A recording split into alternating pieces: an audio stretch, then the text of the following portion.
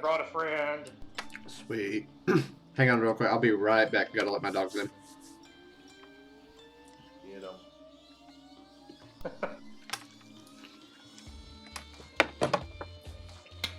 So I guess no more politics, right? Is that what's going on? Oh, dude, we talked about getting banned from YouTube yesterday on his on his stream. What? So we talked about how people. I said yesterday we talked about how people get banned on YouTube on his channel, and like, I was bullying some people to see if I could get a Bold One banned from YouTube. No, like, don't worry. Okay. So you said Xylo Takedown server. I didn't know if that was just his nickname on this server. No. So this is Xylo. A different person. Yeah. He is a different person. So, Bold One, if you want to post your link in the chat. Yeah, to watch his stream or whatever. Yeah. So the double drops on the hard nodes today. I got some pretty. Wait, is it on hard nodes? Luck. Yeah, I got some pretty shitty luck. Right, but even with shitty luck, it definitely moved me in the right direction. Like the only one that really helped was Zalbar. I got 8 shards on Zalbar and Nice. 10 refreshes. Yeah, so that's solid. Put me up to 30. So I heard that there's also double drops on challenges. Is that true too? The ability map challenge.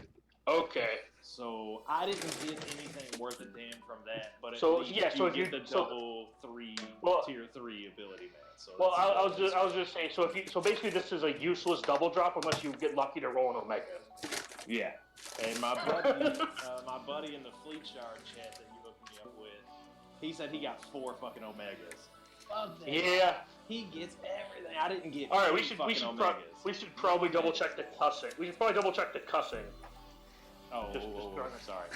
Yeah. All right, we're gonna go ahead and start. Sound good to you guys? Good call. Yeah. No, you guys are good. I just gotta do my. Yeah. All right, well, what's up, everyone? It's a Bold One here, and yes, we are back to the second day of the C3PO event. If you missed that earlier, I did it for about 2.5 hours, and almost had it, quite not, but failed. So we're going back to it tonight. My wife's having a girls' night out with all her friends, so I'm gonna have one guys' night with the bro on Star Wars. So with me, I got Dagger, and I believe a new guy. Brain kill. So you guys ready for this? I didn't know they let 15-year-olds get married. Did your parents have to sign off on that?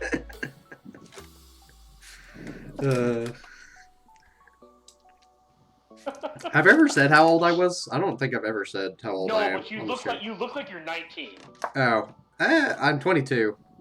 So okay, you sound like 17. So right. Yeah, I work in a jail, and I get a lot of inmates. They say, "You don't look like you're old enough to work in this place." I'm like, "Yeah, oh, I am." That is not where I thought you were going to go with the inmates saying stuff. No. Well, we know where you're going with it, Dagger. You got a pretty face there, boy. You got a pretty mouth, boy.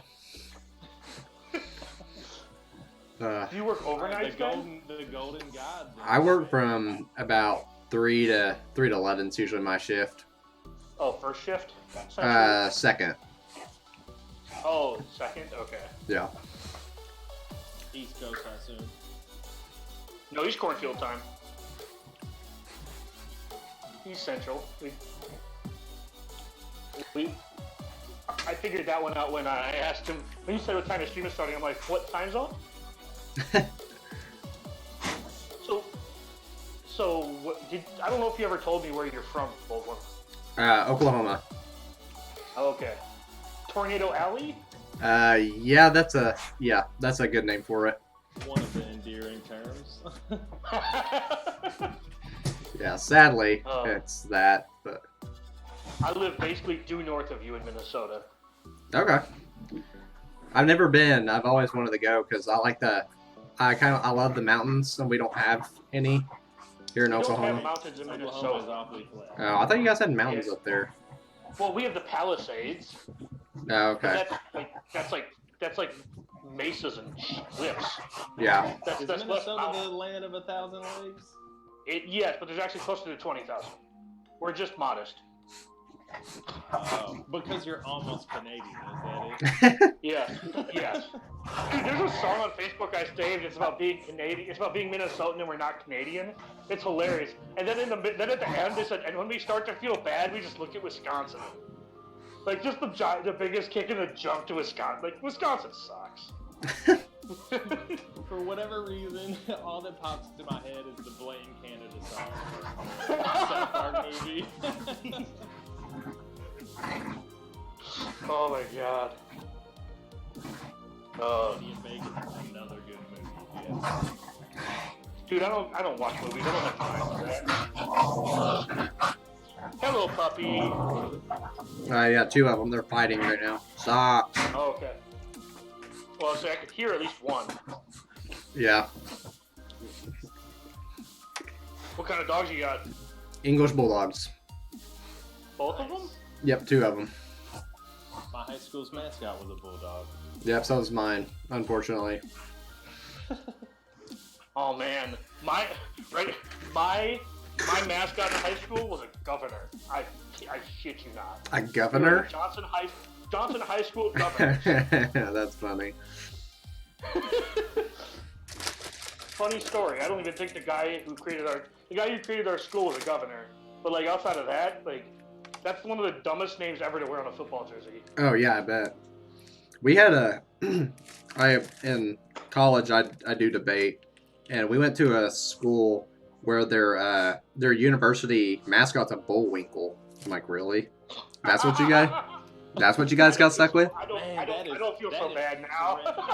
That is threatening. That's vicious. Yeah. I mean, I wouldn't even want to show up to that school. I mean, actually, what was it? One of my sisters played on a hockey team that was called the Tinkerbells.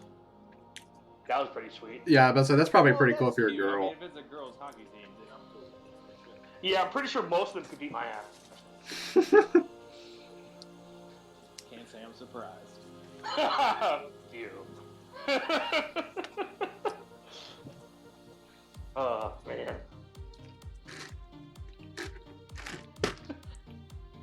I'll hop on over to you.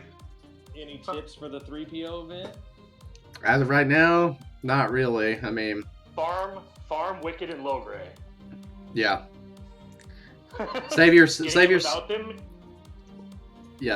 some trouble and just get Logray, because I'm going through the ringer right now. Yeah, I'm picking up Low Gray whenever I can. Yeah. It seems that every time Low Gray shows up in the shop, Jin Urso is also in the shop. So I feel like they try to bait you in to spend that currency so that when that rotation comes where it's Low Gray and Jin Urso, you can't buy both. So I basically just hold on to all of it so I can always pick up both of them when they come around. I gave up on Jane Urso. I got her to 5 and I gave up. Yeah, I've got her at 5 right now. Yeah. I've been playing long enough where I have her at 7 stars because I'm not farming Demorian Guard. I'm just being honest. Yeah. I just, So right now I'm just finishing off wounds. Let me ask this question then, right? When do you feel would be a good time to farm the Ewoks to go for the 3PO event? You can passively farm them. Well, that's right? what I've been doing, but I don't know.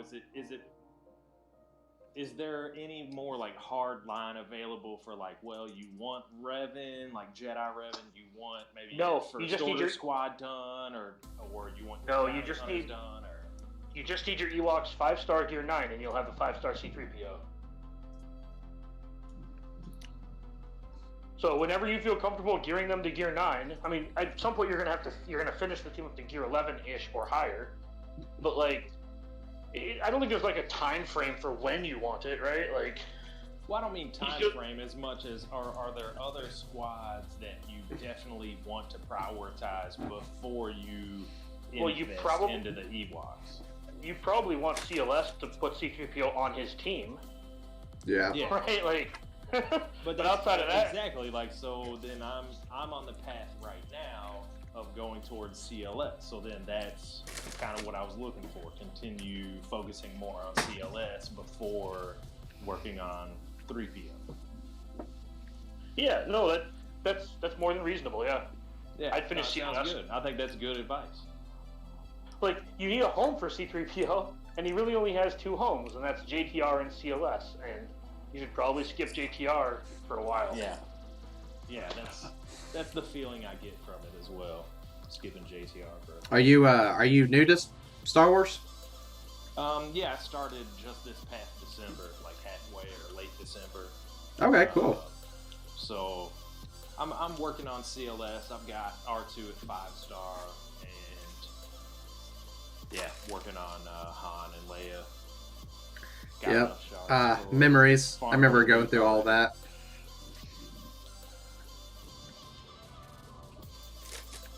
I tried the.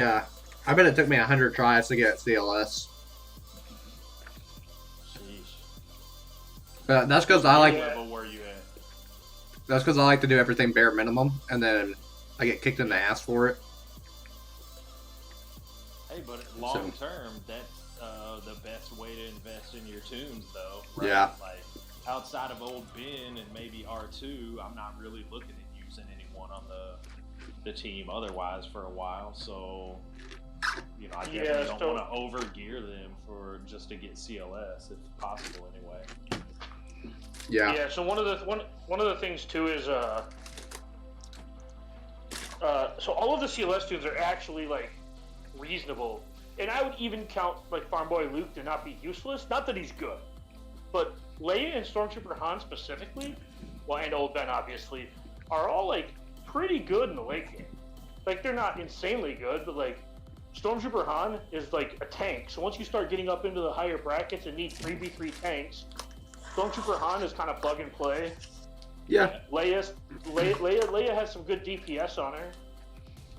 She also gives herself crit chance up, so if you give her like a complete crit damage set, she can really just like wreck some people. Yeah, and the stealth too, which helps as far as like you're saying, like if you're throwing 3v3 team together and you don't really have the tank where you like them, she's giving herself stealth, so that's some survivability for sure. Yeah, I mean, I actually use Leia with young Lando, and I make young Lando 1 speed faster than Leia, so we can stealth her. So then she can stealth herself and immediately take her bonus turn. So then who's the third? Stormtrooper Han or Akbar? No, Akbar lead. Sorry, yeah, Akbar lead. So that way Leia keeps getting spammed every time somebody uses an ability. Yeah. A 3v3 team I use is Akbar, Stormtrooper Han, and Leia. So those are the 3. That's my 3v3 team I like to use a lot. Favorite 3v3 team to use on offense is it's a weird one. Because like I think mostly because people think you're supposed to use it on defense, but it's Bastila lead with Ezra and GK. Oh no, I think I use that as a And then you use GK to call both of them. And you basically take it in against like anybody that's using like a 1 DPS team. So for example, a lot of people talk about like the GK Zeris with a 5th with another 2, and it's like what was it? It's like GK Zeris Wampa is or something like that is a team I see on defense a lot, and you just take Bastila, Ezra, GK, and then you just kill Wampa before he gets a turn. Yeah. and then the other 2, you just hit auto and they've actually died. Yeah, have you seen the Warriors Mollywop series? I have. Some of those are fun. Mm-hmm. There was one he had a Vader lead with Canderous and Gamorrean Guard. So yeah, but you have to be like 5+ million to do that. Yeah, no, like I think it's a really weird team, but it's interesting nonetheless. Yeah, like Gamguard's not good. Vader lead or what was it? Yeah, Vader lead, Canderous, and Gamorrean Guard. It's a dot team. Like the team, like the problem is you have to farm Gamorrean Guard. Yeah. And then you have to gear Gamorrean. What shop No. is he from though? Is he from Guild Store? Galactic? He's from the he's from the Guild, raid okay. store. He's from the raid store. So you can buy gear, or you can buy Gamorrean Guard. Yeah. Yeah. I'll let you decide. Well, see, that's my problem. That's been my problem with Log Race. I got him to 5 stars, but then I'm so focused in gear that I don't want to even spend currency on him to get him to 7 stars. Well, what are you buying out of there? Right now? No, you say you spend it on gear. What gear do you buy out of the store? Carbantes. If I can find any stun gun pieces, usually don't. So, well, what I was gonna say is you should probably. What I buy is I buy Mark V droid collars, mm-hmm. and I buy stun cuffs. You can get Carbantes pretty regularly from the shard shop. You also get them from challenges. Okay. Mostly because like sometimes I need like I like to have like 2,000 grades per turn. Because like I'm finishing up 2 and sure, but like there's always those pieces that you can't actually farm. You know, like the actual raid gear. I like to buy the actual raid gear and stun cuffs. Okay. Stun guns and Carbantes pop up pretty frequently in the shard shop, and stun guns pop up in the guild in the TB store. Okay, yeah. I think I bought some earlier, right before I started this. Yeah, I'm not saying you can't buy those things from the guild store. I'm just saying that I think that I don't know. That's just my policy because I'm trying to finish up some of my tunes in there because like Echo and Cody, I'm not spending fleet currency on them because I'm not messing with Zetas. So that means I have to use the raid store to buy them. Yeah. The shard shop, I definitely find the value in the stun guns in the shard shop. Yeah. For 186 shard currency, that's like what? 3,000 currency or whatever. Like it's pretty cheap. Like ally point wise, right? Like the amount of ally points you have to use to get 186. And like at this point in my like Swoga career, I'm just buying Cassian's U-Wing every time it pops up. For shard shop currency. I can't think of where his U-Wing is. Cantina store. Cantina store. Yeah. And I'm one of the rare individuals that likes the fleet stuff, so I have to kind of balance my spending in the Cantina shop between the Cassian U-Wing and the fleet currency. So I got. I'm actually. Oh, go ahead. Oh, sorry. So I noticed on the stream it's kind of behind. I just got Chewie down. So what do you get? So the recommendation is Han or the Soldier or Old Man Rex? I think you want to. I always get stuck on this. Right. Because his damage is like stupid. But then everybody else keeps telling me, no, you want to focus on Soldier because he'll just keep taunting anyway. Okay, so to kind of catch up on chat, I just logged into chat. Apparently I exited out of chat at some point on your YouTube. Okay, yeah. Yeah, the Green Bay Packers aren't the worst team. They're not super miserable. However, their fans suck. Their fans are some of the most miserable fans you'll ever meet. Miserable. I did not buy the Shock T-Pack. I do not buy marquees, let alone marquees necessary for TV. I think everyone knows my thoughts on TV. If I'm going to spend money on something, it's probably going to be PvP. Yeah, if you're going to spend money on the Shock T-Pack, I would definitely say it's only going to be worth your while if you already have the clones leveled and geared up. Well, he does. He just asked if I didn't know. There's no value in it for me. The difference between 3 and 4 stars on a tune I'm not going to use is very low.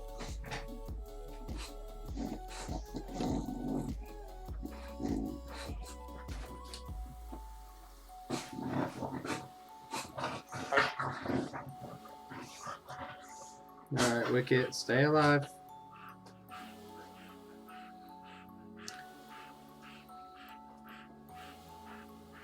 Alright, let's not fall apart yet, guys.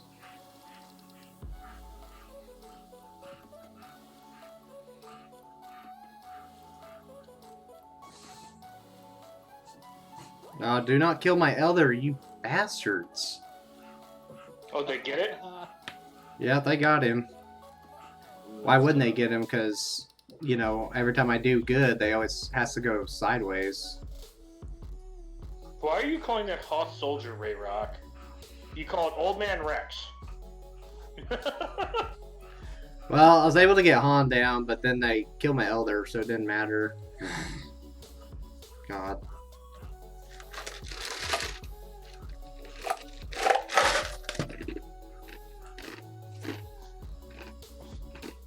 That's the other thing too. Like one of the reasons you should farm Wicket, Frank Hill, is A, there are stun guns on his node. Stun gun.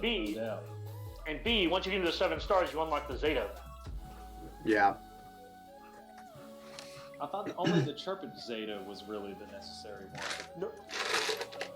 No. There's the indoor escalation event that gives you 2 Zetas. It says it can give you 4, but it doesn't. It gives you 2. Yeah, and what's cool about it is that you can use any team, so you don't have to use an Ewok team to get it. Like, I use my Jedi Knight Revan team, and I get 2 free Zetas every time. Yeah, you put Jedi Knight Revan in there, and I think you can just hit auto almost, right? Like, no, yeah, it's auto. You don't have to worry about it. Away. I'll just say, I love the Night Sister one. Was the one in the Wicked Zeta then? No, not the Zeta. You Wicket to 7 stars because there's a requirement on an event where if you have him 7 stars, you can get free Zetas. So you're taking him in there, though. You're saying it's like a Revan team with Wicket sitting on the side? Nope. No. Oh, okay. There is an event that comes around. There's a Night Sister event and a Ewok event. The one with the ATST or whatever? Yeah. So if you beat the event with your Ewoks, it gives you 10 Wicket shards. But when you get Wicket to 7 stars, you open up the second half of that event, which allows you to take any team you want in there and get 2 Zetas. Ah, I see. The bonus tier, I think that's what they call it. Yes. Yeah, the bonus tier gives you Zetas. Yeah. Yeah. Do you not have DSP? Do you not have Cassian unlocked then, or you're just kind of hanging out with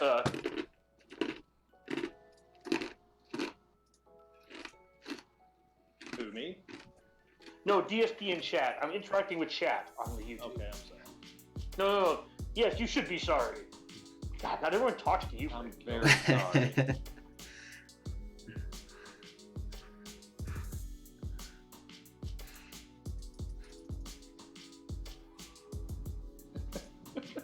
Oh man.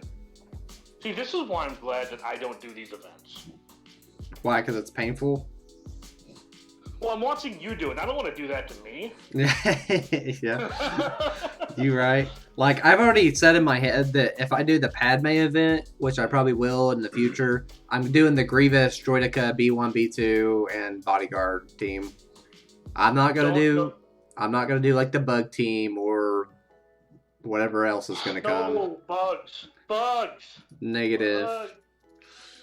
Bugs. You just like to watch me get tortured. Man. No, the new Brute, man. The new Brute is. Did you not read what he's supposed to do? I saw. think he's gonna be really good. I saw Arnold's thing on it, but he didn't go into too much depth about what it could do. It's gonna summon more Geonosians. Oh yeah, that's right. He did mention that. Like, he thinks it could possibly put like a 6th person in or something. Yeah, and Geonosian Soldier actually does a ton of damage. He actually does damage equal to the number of buffs your opponent has. Okay. Real quick, guys. The bonus drop started, and maybe it's a bug or something, but when you click on the little 2x, it says hard and normal nodes on light side and dark side battles are doing double drops on the 8th through the 10th. Ability match challenges. Okay, never mind. Yeah, ability match challenges are double dropping today too.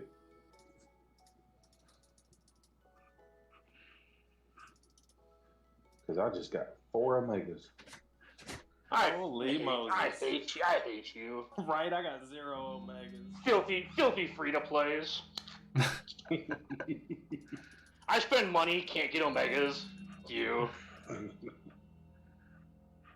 I don't spend any money. Free Omegas for me. That's how you sound for your guy. Well. Well. I mean, they're not wrong.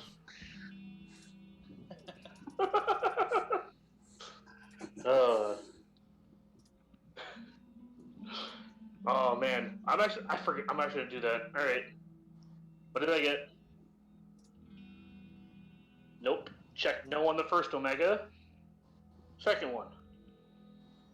Big fat no on the second Omega. Ding ding ding ding ding. 0 for 3. I fall in that category. Almost got you guys when I said ding ding ding, didn't I? Didn't I? I wasn't convinced.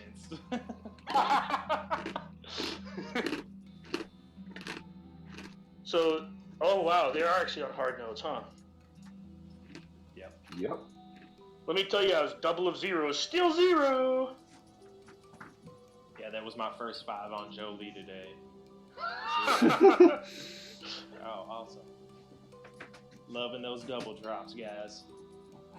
Right. It's not time to do a damn double drop. Shit.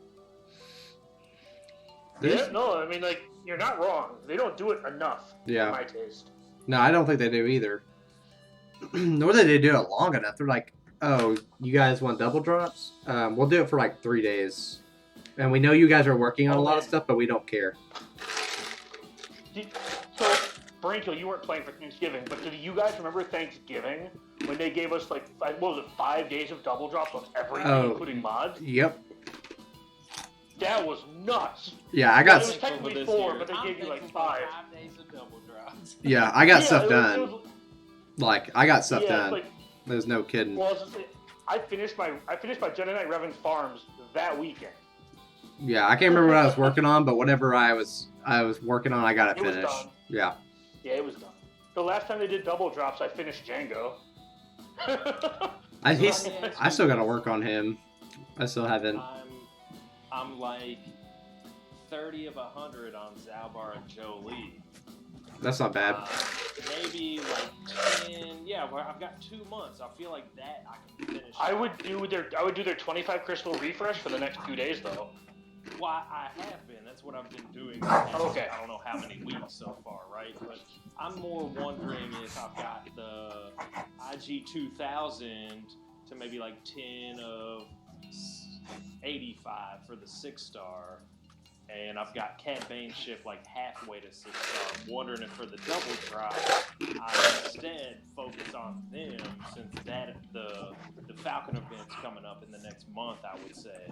So at Go that for it. point, like, yeah, I'm wondering if I should kind of change gears and kind of shoot for them just during this double drop and still use energy, but maybe not the refreshes on the Zalbar and Jolie, since I'm using the fleet energy on Zalbar and Jolie as well. So the income will still be there, I think. Do what you got to do, man. All I know is I don't need double drops on training droids, CG. So you can stop that shit anytime. I got so many training droids, it's stupid. Like, I don't even know. All right, let's find a tune that's not level 85 first of all. Never, I don't have any. All right, so I can't tell you how many I have, but it's a stupid amount. So at that point, does it seem absurd to create something in the system where you can sell stuff that you don't need, right? Even if it's just for a small fraction of what it's actually worth, like not half, but maybe even like a fifth. You get 20% of what some of these things are worth for credits, whether it be like the low tier gear that you have stockpiles of, or the training droids. They can't do that. They can't let you trade in-game resources for in-game resources. Like, that would give too many older players, like... See, the whole point of this game is to not let the older players just, like, walk all over the new players, right? If you let me turn in my... just for credits, though, like... And that definitely helps the mod farm, but outside of that, you know, older players really don't have too much interest in the credits anymore, right? That's not true. Not true at all. Yeah, I mean, even I hoard my credits, but like, I still find my credits, like, I really need them. I'm between 5 and 8 million perpetually. Like... Yeah, like, right now, I think I got like 70-something million. Jesus, Lucky. Roll all your damn mods. Well, if you know me, then you know I suck at mods, so I don't roll them because I don't have time for it. They're not gonna roll speed anyway. Yeah, they're probably suck anyway.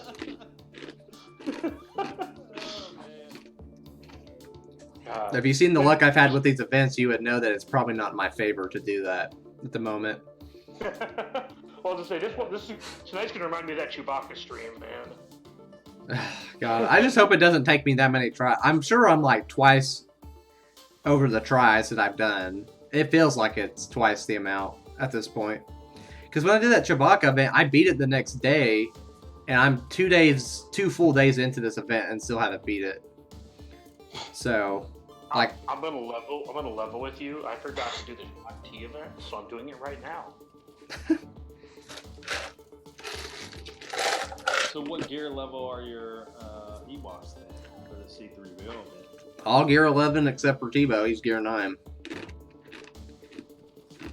And that's the thing, I've definitely seen people do it with much worse Ewoks than what you have. Yeah, that's what pisses me off. They're like, oh yeah, I did it with like 1 gear 11 and like 3 gear 9s and a gear 8 or something like. I think one of the guys in my shot, I won't say his name, but like he's one of the luckiest referees you'll ever meet. And like he got C3PO with like a gear 10 tune and the rest were like gear 9. That's, oh my god. Yeah. Apparently it took him like 15 tries. That's stupid. I tweeted Capital Games today, and I was like, "Hey, if you guys could turn on the RNG in favor of the players today, that would be great." I filed a ticket over the Chewbacca event. Yeah.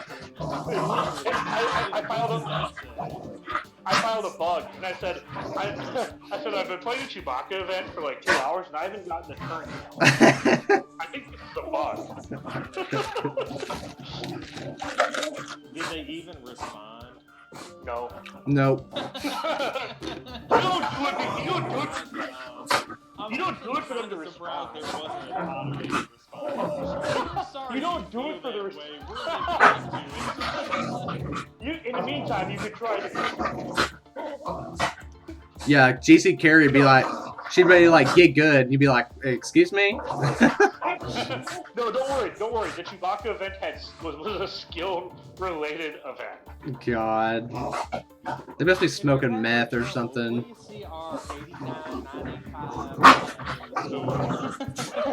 No, it's like, no, see, you can respond. Alright, you know how to help you with your RNG. You go into your settings, and you need to go up and you can toggle down the suck a lot.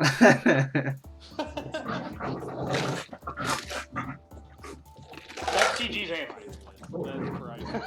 If that's not a meme already, that needs to be one.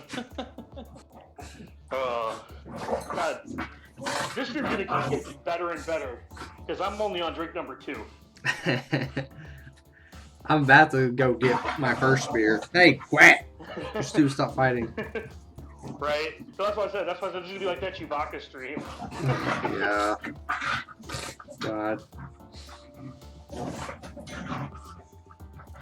Oh man. So, You're not. what's our? Let's see. What's your name? The new guy? Is it Brainkill? Brainkill. Yeah. So I don't think you were watching this earlier, but I got down to. Sorry, I accidentally. No, you're good. I got down to 3 of them left, and it was C3PO, R2, and Leia. And Leia literally like triple tapped my Paplu, and it literally just fell apart. Like, you should have seen it. Dagger was like, I don't think you can lose. Like, I'm not playing with you. He's like, I think you could just hit auto, and you can't lose at this point. And literally 15 seconds later, I started losing. I was like, you have to be joking. Like, I felt a little bad. I was being serious. No, I believe you. No, I believe you. I thought in the back of my mind, it's like, nah, he's probably right. I could probably set this to auto and be fine. And boy, was I wrong. I was like, Leia literally just triple tapped me? Like, what is going on? That's fantastic. Yeah. Stupidest thing that's ever happened to me in this game so far. Like, I've had a lot of stupid things happen to me, but that topped it. So you didn't, what did you get your Padme to? Nothing at all, or did you get the 5 stars? My Padme? Yeah. What do you mean my Padme? I haven't done the Padme event. Okay. No, that's what I was asking, because Oh. I heard that was a severely RNG oriented event as well. I wouldn't be surprised. Yeah, I wouldn't be surprised at all.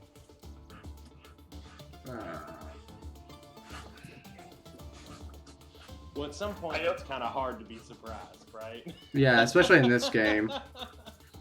That's the other thing too. Like, I know a lot of people complain about not being able to play the game. And by that I mean like everything in this game. You just like Marquise, you hit auto. How do you beat all the events in this game? You hit auto or you sim it. Yeah. Right. So people are like, well, I'm at the end game. I don't actually play the game anymore. And CG's like, oh, you want to play the game, huh? All right, here. Oh, it's too easy for you? Here, we'll solve that real quick. We're gonna make this Chewbacca event where you can't do anything. And then the C3PO event is gonna be more annoying because we're gonna put Chewbacca in that event too. And then not only do you have to unlock Padme no with sense. Yeah, not only do you have to too, like, and not only do you have to unlock Padme and beat like G fucking K, and like the reworked Anakin and some Mace Windu we've never seen, but we're gonna put Jolie on that. We're gonna put Jolie there too. Yeah, and we're gonna disguise him as a fish. yeah. Officially window. Oh my god. This game would be so much better if they just like deleted Malik and Jolie. I love Jolie, so I can't speak to any of that. Is that just because you get so much work out of him, or is there something more to it? No, it's pretty much just okay. I swear to God, if R2 keeps obliterating my team with his flamethrower, I'm gonna fuck out. Yeah, I've been watching you do that, and like I feel so bad watching you do it because it's like, when was the last time R2 like did any measurable damage to anything? Yeah, no, like, especially this flamethrower. Like, okay, I get it if he stun locks me to death and he hits me 3 times, but like, I literally just had Han Solo Chewbacca down, and I was working on the Rebel Soldier, or Old Man Rex, and then out of nowhere, R2 just flamethrowers and kills 3 people. I'm like, you have to be kidding me. Like, you cannot be serious right now, Capital Games. Oh, but they are. They are serious, I know. They're freaking. Oh man, he's got that plus 3,500 offense mods. Yeah. That's all. No big deal. Because they're buttholes and they like to do stuff like that. Such wonderful phrasing. Match I had earlier. Yeah. Oh, there you go. BB-8 counters. All right. Oh shit. We wanted to. All right. Retreat. JTR. JTR. What happened to my Elder? Are you kidding me? He just disappears because... Oh my god. I almost feel like I want to put tenacity mods on all of them so they'll stop burning my Ewoks to death. But I bet its potency is like 160%.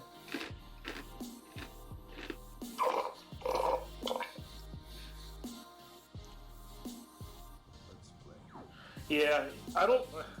So, I'm sure you did the Shock T event, right, Bold One? I got to the very last one, tried it one time, I was like, fuck this, I'm doing other stuff at the moment. Wait, really? You were one of those people who just, like, tried it, was like, nah, I'm moving on? Because I tried it, like, the right after the first night of doing this, and I was like, no, I'm not doing this tonight. Not again. I'm already dying to the C3PO event, and the last thing I'm gonna do is do this to myself. So, yes, okay. I am currently one of those people that is not attempting it. So, did you get overwhelmed by the amount of butthurt being handed to him? Pretty much. If you want an accurate statement, I mean that's pretty close. Yeah, I just put in BB-8, JTR, Wampa, and Nest, and I'm just gonna let them just like kill themselves. Because like they're just gonna, all the B1s are just going to kill themselves. Yeah.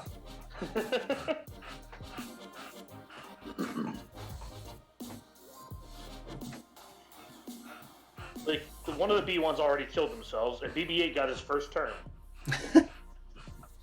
I tried it with the Jedi Knight Revan team, and I couldn't even do it. So it's like, this is no, not doing this. You need counterattack tools. Put your CLS team in. Yeah, I could put ATR, BB-8, CLS, and like Wampa, and they'll just counter them to death. Yeah, I could do that, I guess. Yeah, the B2's getting all the relentless barrage or whatever it's called as well. Yeah, because when they hit you, you just have a percent chance to counter.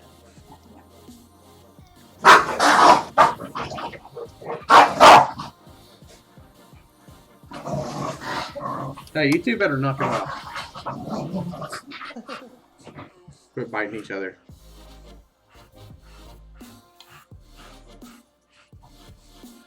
Yeah, like that's the thing. Like my team has gotten like Wampa's getting his second turn, and like all the B1s have already killed themselves. Yeah. Right, like the event's not difficult. People just like, oh, I could use my clones. Well, how about you can also choose a real team? Yeah, I tried it with Jedi Knight Revan, and it didn't turn out so well, but that was the only team I tried, and I tried it once, and I was like, no, I'm not doing this today.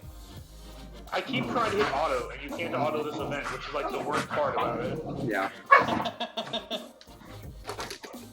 I thought, honestly, that was pretty hilarious, that the button isn't even there. Yeah, like I have your YouTube minimized in the top corner of my screen, and I keep moving it to the side to try and hit the auto button that's next to the 4X button, except there's no button next to the 4X button, so I keep moving your screen back over to the left. Right, because I'm watching your YouTube on top of my dailies. Yeah. Right, so it's on top of my screen, and it's on the top left corner. And I keep like moving it to the side to try and hit the auto button.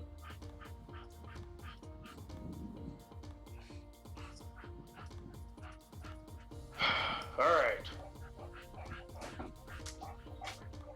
How many training droids do I have? I have 160,000 of the 1 stars, 142,000 of the 2 stars, almost 17,000 of the 3 stars, right? Like, definitely do not need training droids. Jeezy's like, but you do. Yeah, these double drops, man. I need those extra training droids. Oh, what was that? Training droids? Oh no, yeah, you need more of those things that you don't need. Yeah. You say that now, but next week, level 90's coming. And you need 13 million training droids to get someone to level 90, so... It Chewie. won't change a damn thing because I don't on. have the credits. Joke's on you, I don't have the credits. I do though, because I'm a hoarder. Well, you still have to get to level 86. That's true. Huh? Hey, Fru? I'll loan you some credits.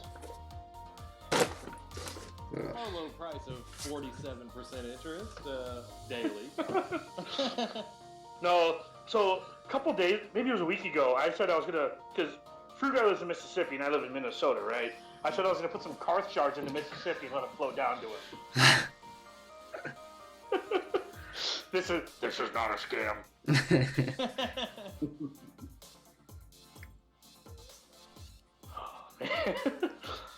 The Karth farm is like so... There's no way they're gonna make it to them, though. No, there's gonna be so many people. Yeah, right. Everyone's gonna be checking the river.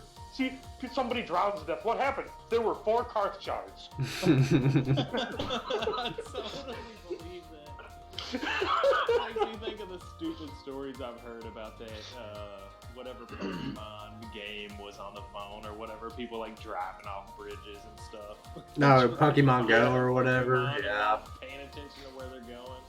Well, just say like me and the roommate played that for a while. It was nice to get out of the house, run around with the kids, dick around. Yeah. It's my Daddy. No, I gotta get this Pokemon. No. Are we gonna go to the park? No, we're gonna go to this abandoned parking lot because there's a Pikachu there. Y'all can throw rocks and park cars.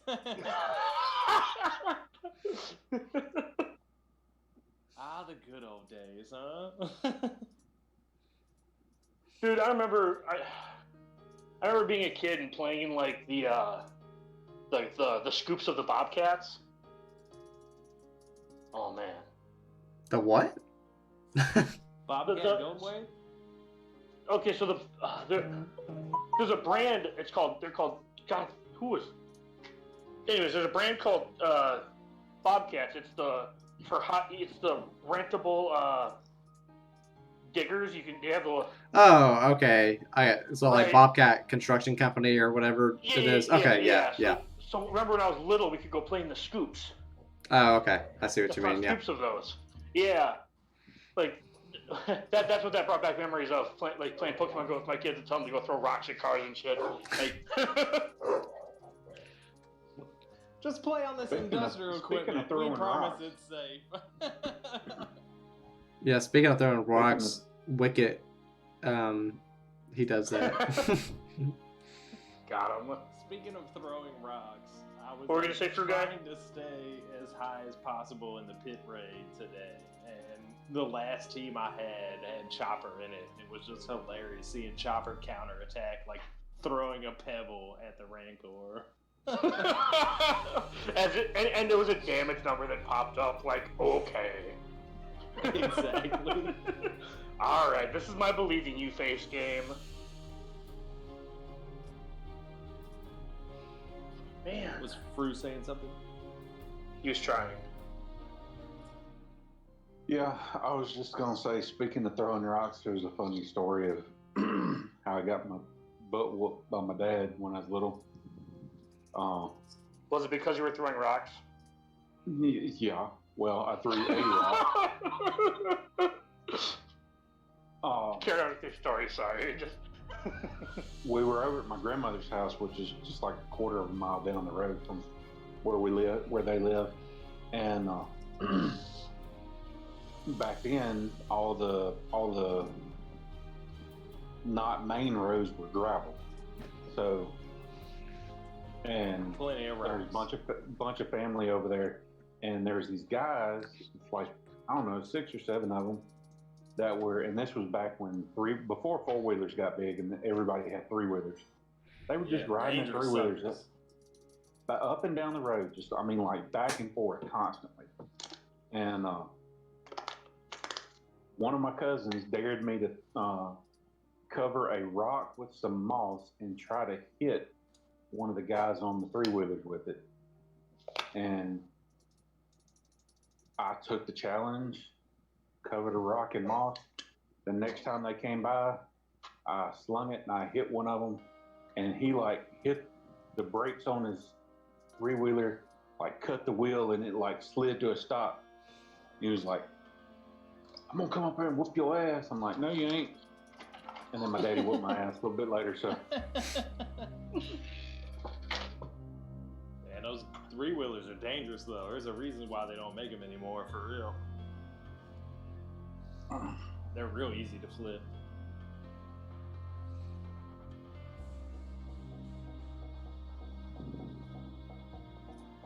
Hey, we're gonna grab the whole bottle.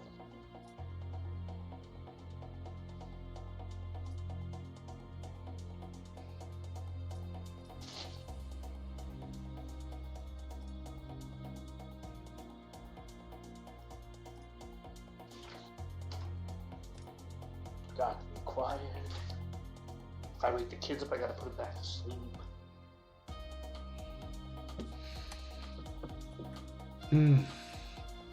Gosh.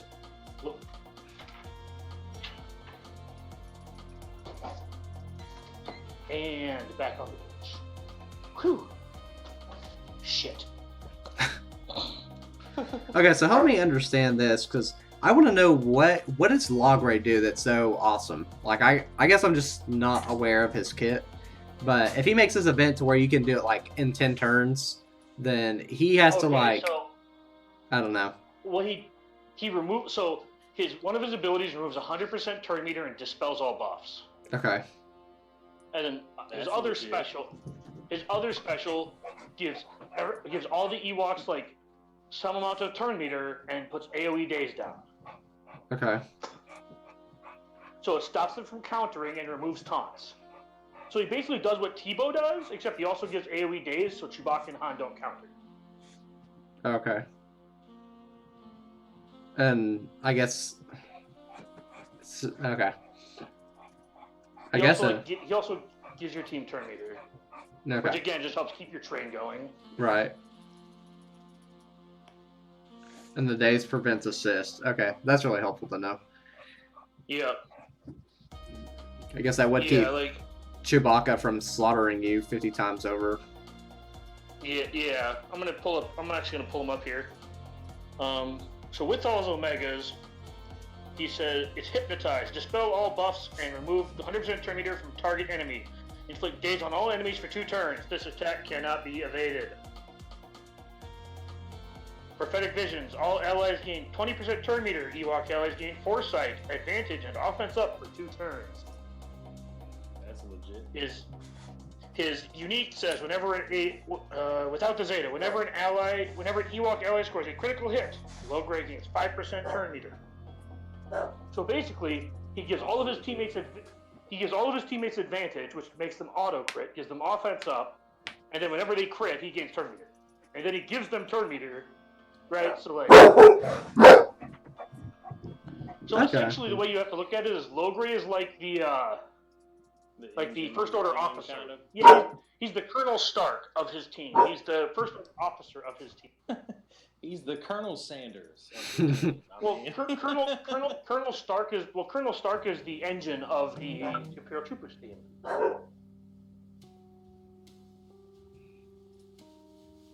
Like Troopers can beat a ton of teams as long as your Stark is the fastest character.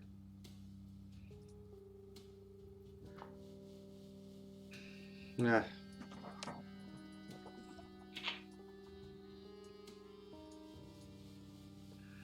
Yeah, when I started building my Ewoks, I looked to see what was required for all my Ewoks were like level. Okay, so all my Ewoks were like level 50, gear 5 or whatever. So when I looked at the C3PO event the first time, I was like, all right. The people who did it were like, these are the Ewoks that are necessary. It's like, all right, we're gonna take those guys. We're gonna level exactly those 5. Yeah, I just wish, I don't know. I hate that Logray is such a B word to farm. Like, I was looking at that Ewok pack, and I was like, I'm not going to spend $50 on basically all the characters that I already have except for one. Now, if they did like an individual pack, like, hey, I would probably have bought it just to help me get ahead for next time or whatever. But if I don't beat it by then. Yeah, if they put out that so like a lot of the time they put out a pack that's like how much, like they charge you whatever, like $15 for a character pack. Yeah. If they put out one of those for like Logray, I'll bet you a lot of people would have bought it. Oh yeah, probably more than the bundle, if I were to be honest. So that's another thing too. Like I think CG could make a lot more money if they just appealed to dolphins. Yeah. Like, I think the price point is off. I agree, without a doubt. I definitely agree. Like if you sell $15 to $20 character packs, you're gonna sell a lot more of them than if you sell a $70 faction pack. Yeah. Especially because, like you said, the only one I was missing was Logray. Yeah. Yeah, like I had the rest of them. And it's not just you. You all aren't alone in that. Yeah, everyone has Elder. Everyone has Elder Scout T-Bow. Everyone has Elder Scout T-Bow. Probably pretty close to done on Papu and Sherpa. They're both cheap Cantina farms or whatever. And it would, as far as I'm concerned, it would make sense with Ewoks like that, right? Because Ewoks isn't a meta game-changing team. So if you sell packs for Logray so that people can finish the 3PO event, then that indirectly is monetizing kind of like the CLS or the JTR team, right? Which makes sense, like try to put up a little bit more of a paywall to get one of these 2 other, semi-meta teams available to you. Whereas, like with, say, Bosk, I could see why they wouldn't want to do that with Bosk, because not only is he a big factor in the bounty hunter squad, but he's also a big factor in people's fleets as well. And on top of that, that in turn kind of rolls into the Chewbacca and Han's Falcon and such like that as well. So I can at least see why they wouldn't maybe want to do that with Bosk and sell an individual pack for that character. But as far as low grade, it would make sense, right? Like they already have made it more difficult to farm, but it's also a character that isn't really meta. And yeah, some people put Ewoks on defense and whatever in GA. Not saying that it's completely useless, but as far as the return on investment, they're trying to roll that into some other teams with the JTR, the CLS team, using 3PO or possibly even Padme, if that's what you're going for. But, regardless, it's not that you can spend money and just get CLS or spend money and now you have this or that team put together and it's a significant bump where you're getting the tune plus the fleet boost as well, like Bosk. But that's the thing, though. They did sell all the CLS tunes individually. Yeah. Right? Like they did. They yeah. do sell them individually. I understand that, and that makes sense. But I meant more of like trying to look at it versus like I understand where it wouldn't make sense to sell every tune individually, and that's why I was bringing up Bosk like that. Like selling Bosk alone or selling his ship by itself, like that would empower people possibly a little too much. But as far as low grade, that's not a direct buff to the team, right? Like you're buying low grade to try to get 3PO, which will then in leave turn my elder buff alone. CLS tune, but you, like you were saying, at that point you've got to buy the other, or not have to, but possibly you're spending money on the other CLS tunes to try to get the team built up. Whereas Bosk is more of a direct investment, right? Like you invest in Bosk and his ship, and you're immediately making your bounty hunters better, and you're immediately making your fleet better, and that's like a significant change in somebody's roster. Whereas like buffing up low grade isn't gonna be a significant change to your roster, right? Like it's all about, oh well, you unlock 3PO, but now you need to level him up and get his gear, and you have to have the other tunes available, which if you needed the Ewoks to get 3PO, then you buffing up low grade, yeah, you have another tune beefed up, but you already had to have the other tunes at some certain level just to get 3PO there. So buffing up low grade isn't going to be a game-changing item for you. I mean, okay, so here's why because I'm going to be honest with you, I don't think GC cares all that much about power balance and whatever. I think they just don't. You would think I just think they care about money, but you think they'd be smart enough to figure that out. That they do care about money for sure. That they would be like, oh, honestly, hey, we could probably make more doing this than that. But what they should. So here's a recycled conversation that I've had a few times. They need to do something to make these teams to make these competitive-ish teams more accessible to newer players. For example, have the Bosk. When you hit level 60, just have like 5 marquees pop up. Yeah. Right, like give people Bosk, Bastila, and like a couple of, you know what I mean? Like you're giving them 20. You're giving them a 3-star character. You're still making them fun. You're giving them, what is it? What is a 3-star? Something basically. A 3-star unlock is 45 shards.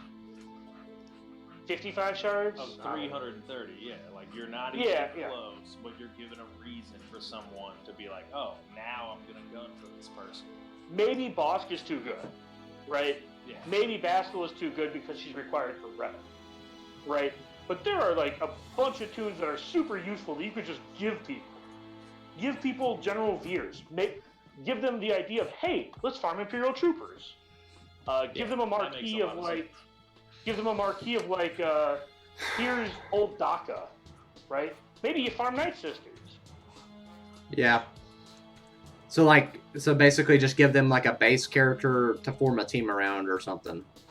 Yeah, give them like 3 to 5 characters that pop up as a marquee when they hit like whatever. It can be when they hit level 85. I don't care. Just pick a level for new players, and then just like give them a handful of marquees that pop up at different thresholds. Like for example, maybe they get like Night Sister Zombie marquee when they hit level 85, right? Because that's a little bit more powerful the character and is very faction specific.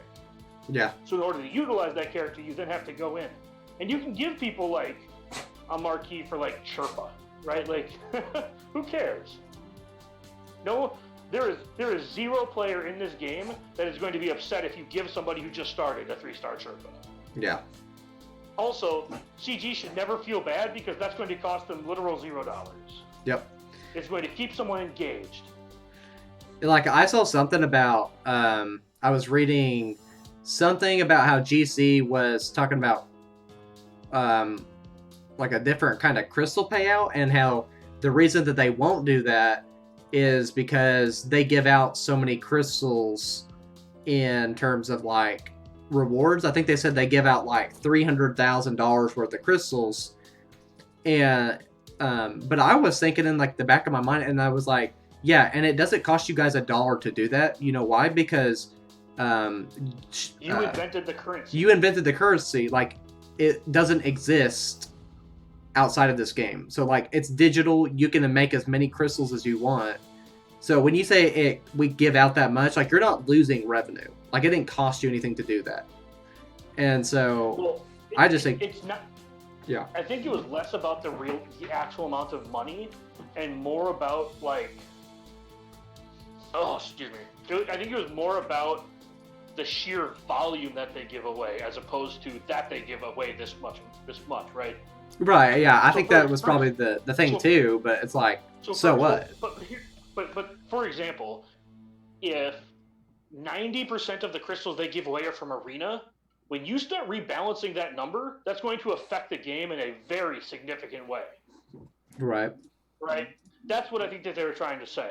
That like, if we take money, air quotes, away from Squad Arena and put it somewhere else, that affects the game drastically. So I think the point they were trying to make is that like, if they were going to give you crystals somewhere else, they would have to slowly give you crystals other places, right? Slowly phase out Squad Arena. I mean, maybe, yeah. I don't know. I don't see why they would have to do that. Well, let me put it this way: if they just wake up one day and they tell me that my 500 crystals for taking first is now 250 crystals, I'm gonna be pissed. So why don't?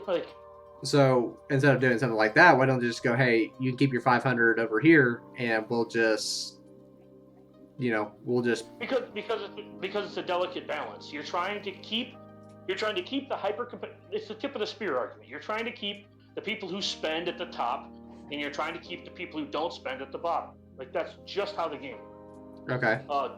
Dark Microtransactions said there's the tip of the spear and everyone else is getting shafted. Right. Right.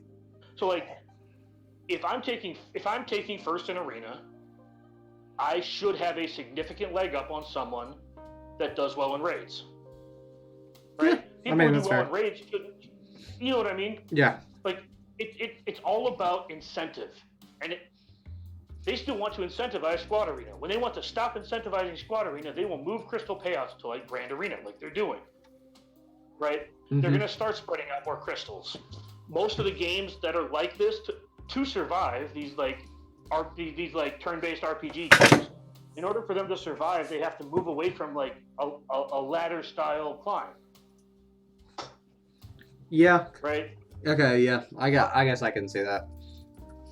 Yes, but they have to do it slowly and gradually, because they can't just like overnight tell me that my crystal income is going to get halved. Yeah. But what they can do is never change the arena meta and make it Jedi Knight Revan versus Darth Revan and just offer you crystals other places. Wait, say that last part again? After the Darth Revan? And they can put crystals in other places. So they can basically disincentivize you by making your life miserable in Arena to go play somewhere else for crystals. Oh, okay. Yeah, they could do that.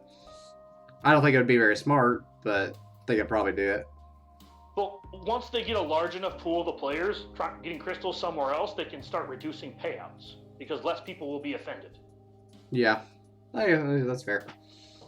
I feel like that's what they're moving towards, though, right? With the Grand Arena Championships and then that was like kind of my trying point. to terrace the rewards now, so it's not if you win or if you lose and what the rewards are. Now it's based off what tier in Grand Arena you're in, etc. So then, you know, at that point, that's going to be a little more lucrative income-wise for them because you're not investing in one team as far as your Jedi Knight Revan or your Malik team or whatever to be your squad arena team where you're finding most of your crystal income from.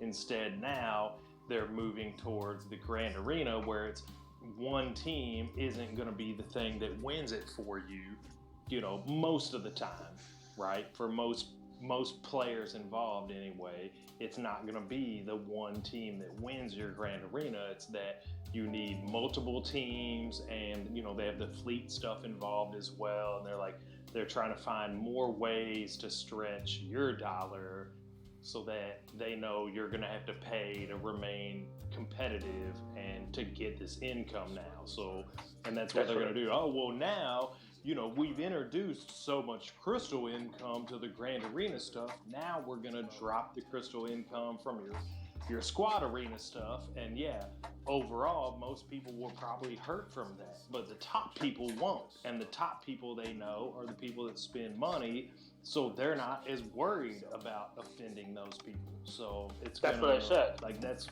well, I know. I'm just voicing it in a slightly another way so that people can understand kind of where you're coming from with that, where it's like it breaks down into a lot of different pieces, and they're definitely it looks like they're moving away from the squad arena because they don't want you to just have to invest money into one faction. They want you to invest money in all the factions. Yeah, the TLDR is their habit breaking. They're breaking your habit. They need to break your habit of arena and get you into a new habit of farming crystals. And then once they get you into the new habit of farming crystals, they can start taking your crystals away from the other places you're using less.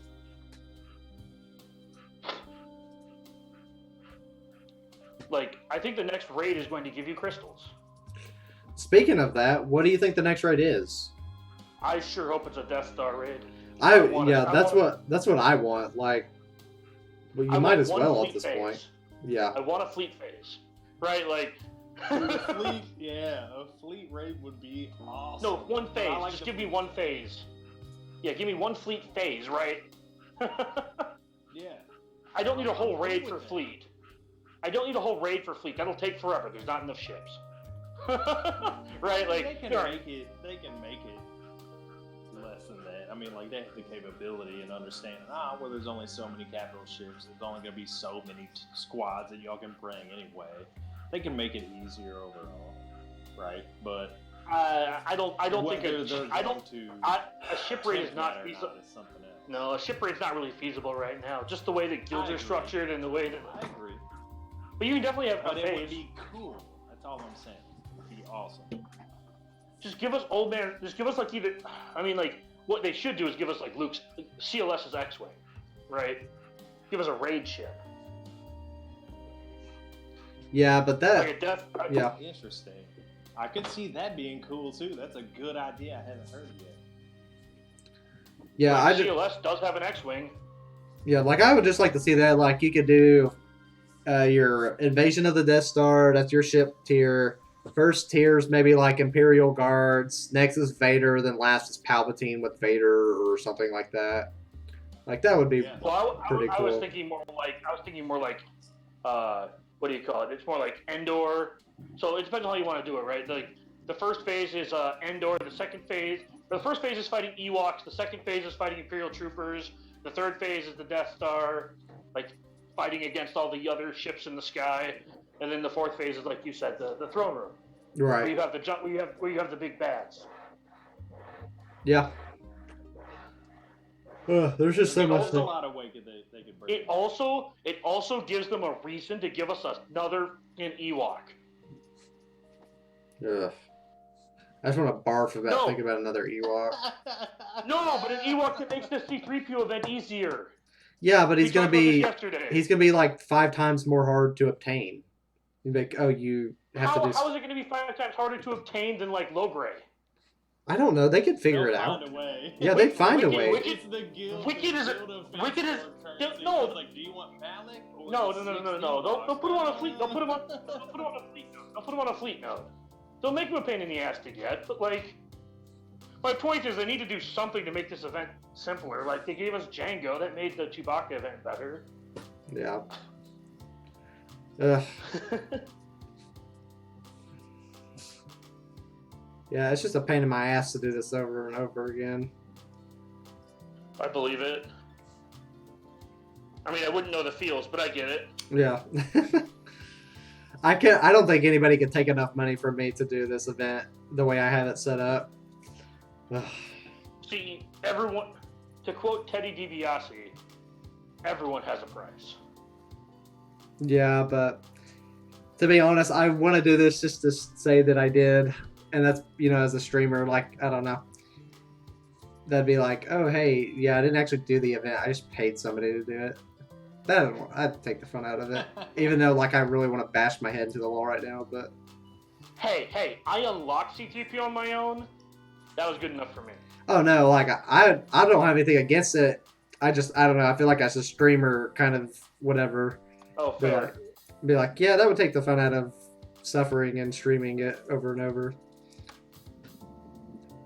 Take the fun out of suffering.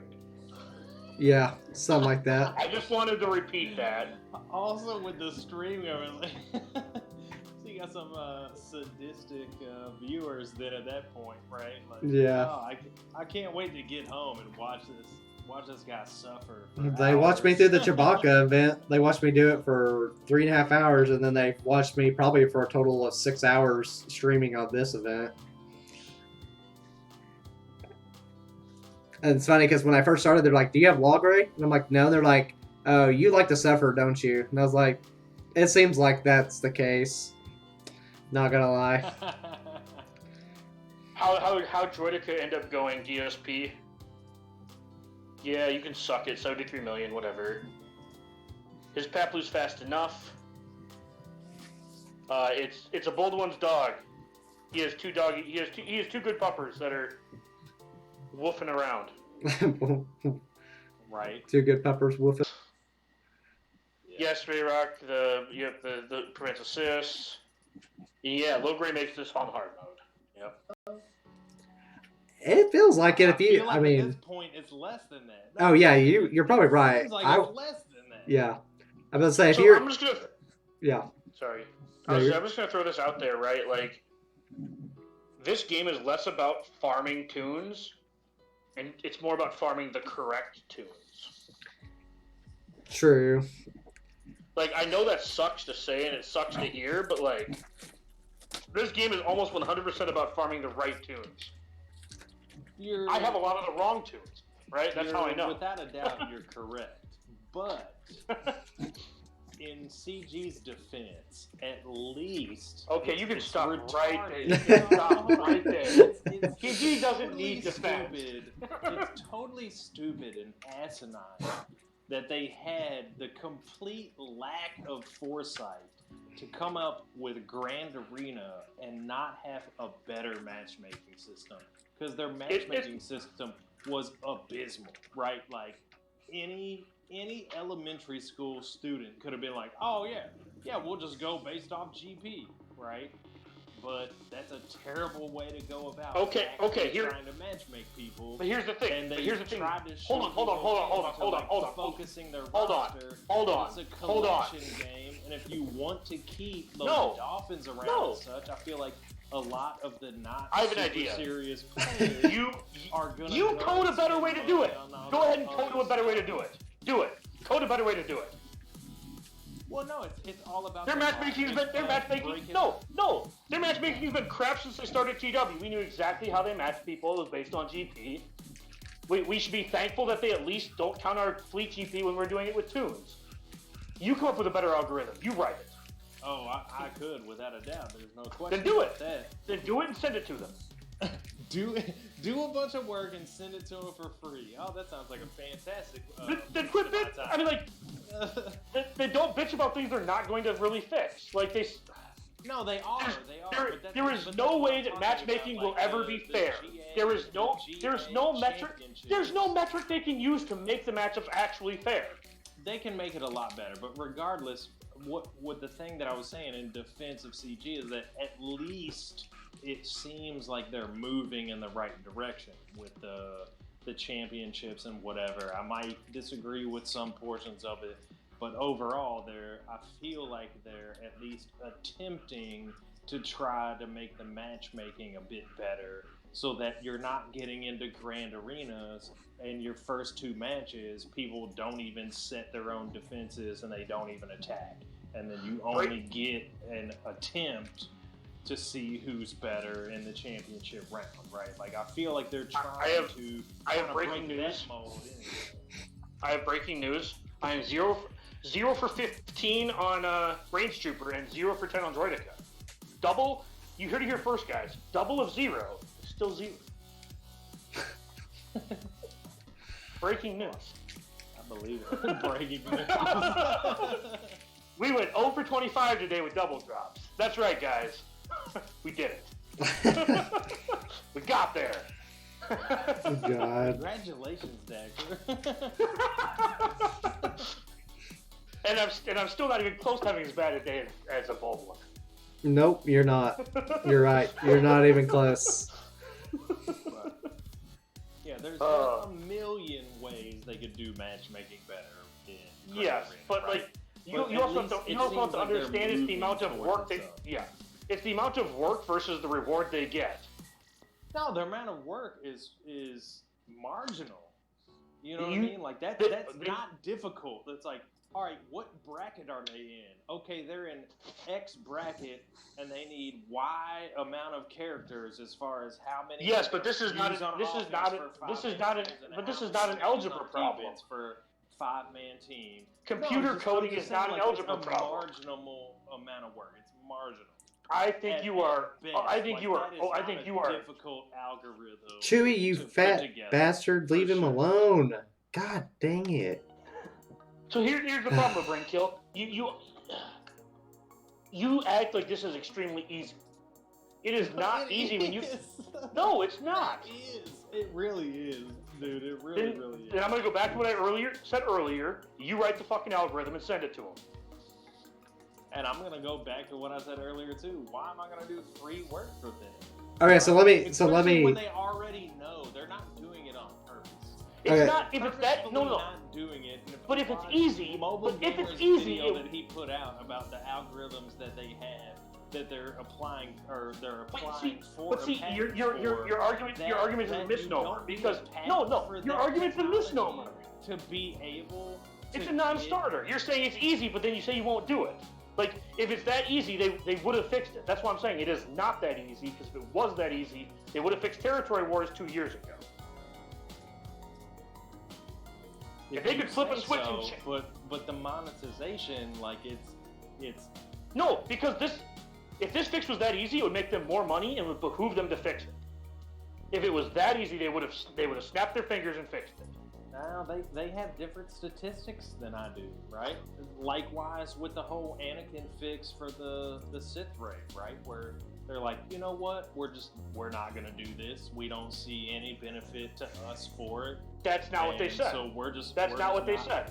That's exactly. That's not at all what that might not what be verbatim what they said, but that's exactly what they meant. They said that they're going to get to it. There's no reason for us to worry about this. That's not what they said. This is kind of becoming deprecated anyway, so this raid's going to be deprecated, and so at that point we're not too worried about fixing it. So this is going on the back burners. They don't want to phase Solo Bowl until Gear 13 comes out. They 100% care about this. You are 100% wrong. They're going to fix this. That's what they said. That's all I'm saying. They said at all. They said that they are going to fix it after they're done with Grand Arena and Territory battles. They are going to fix it.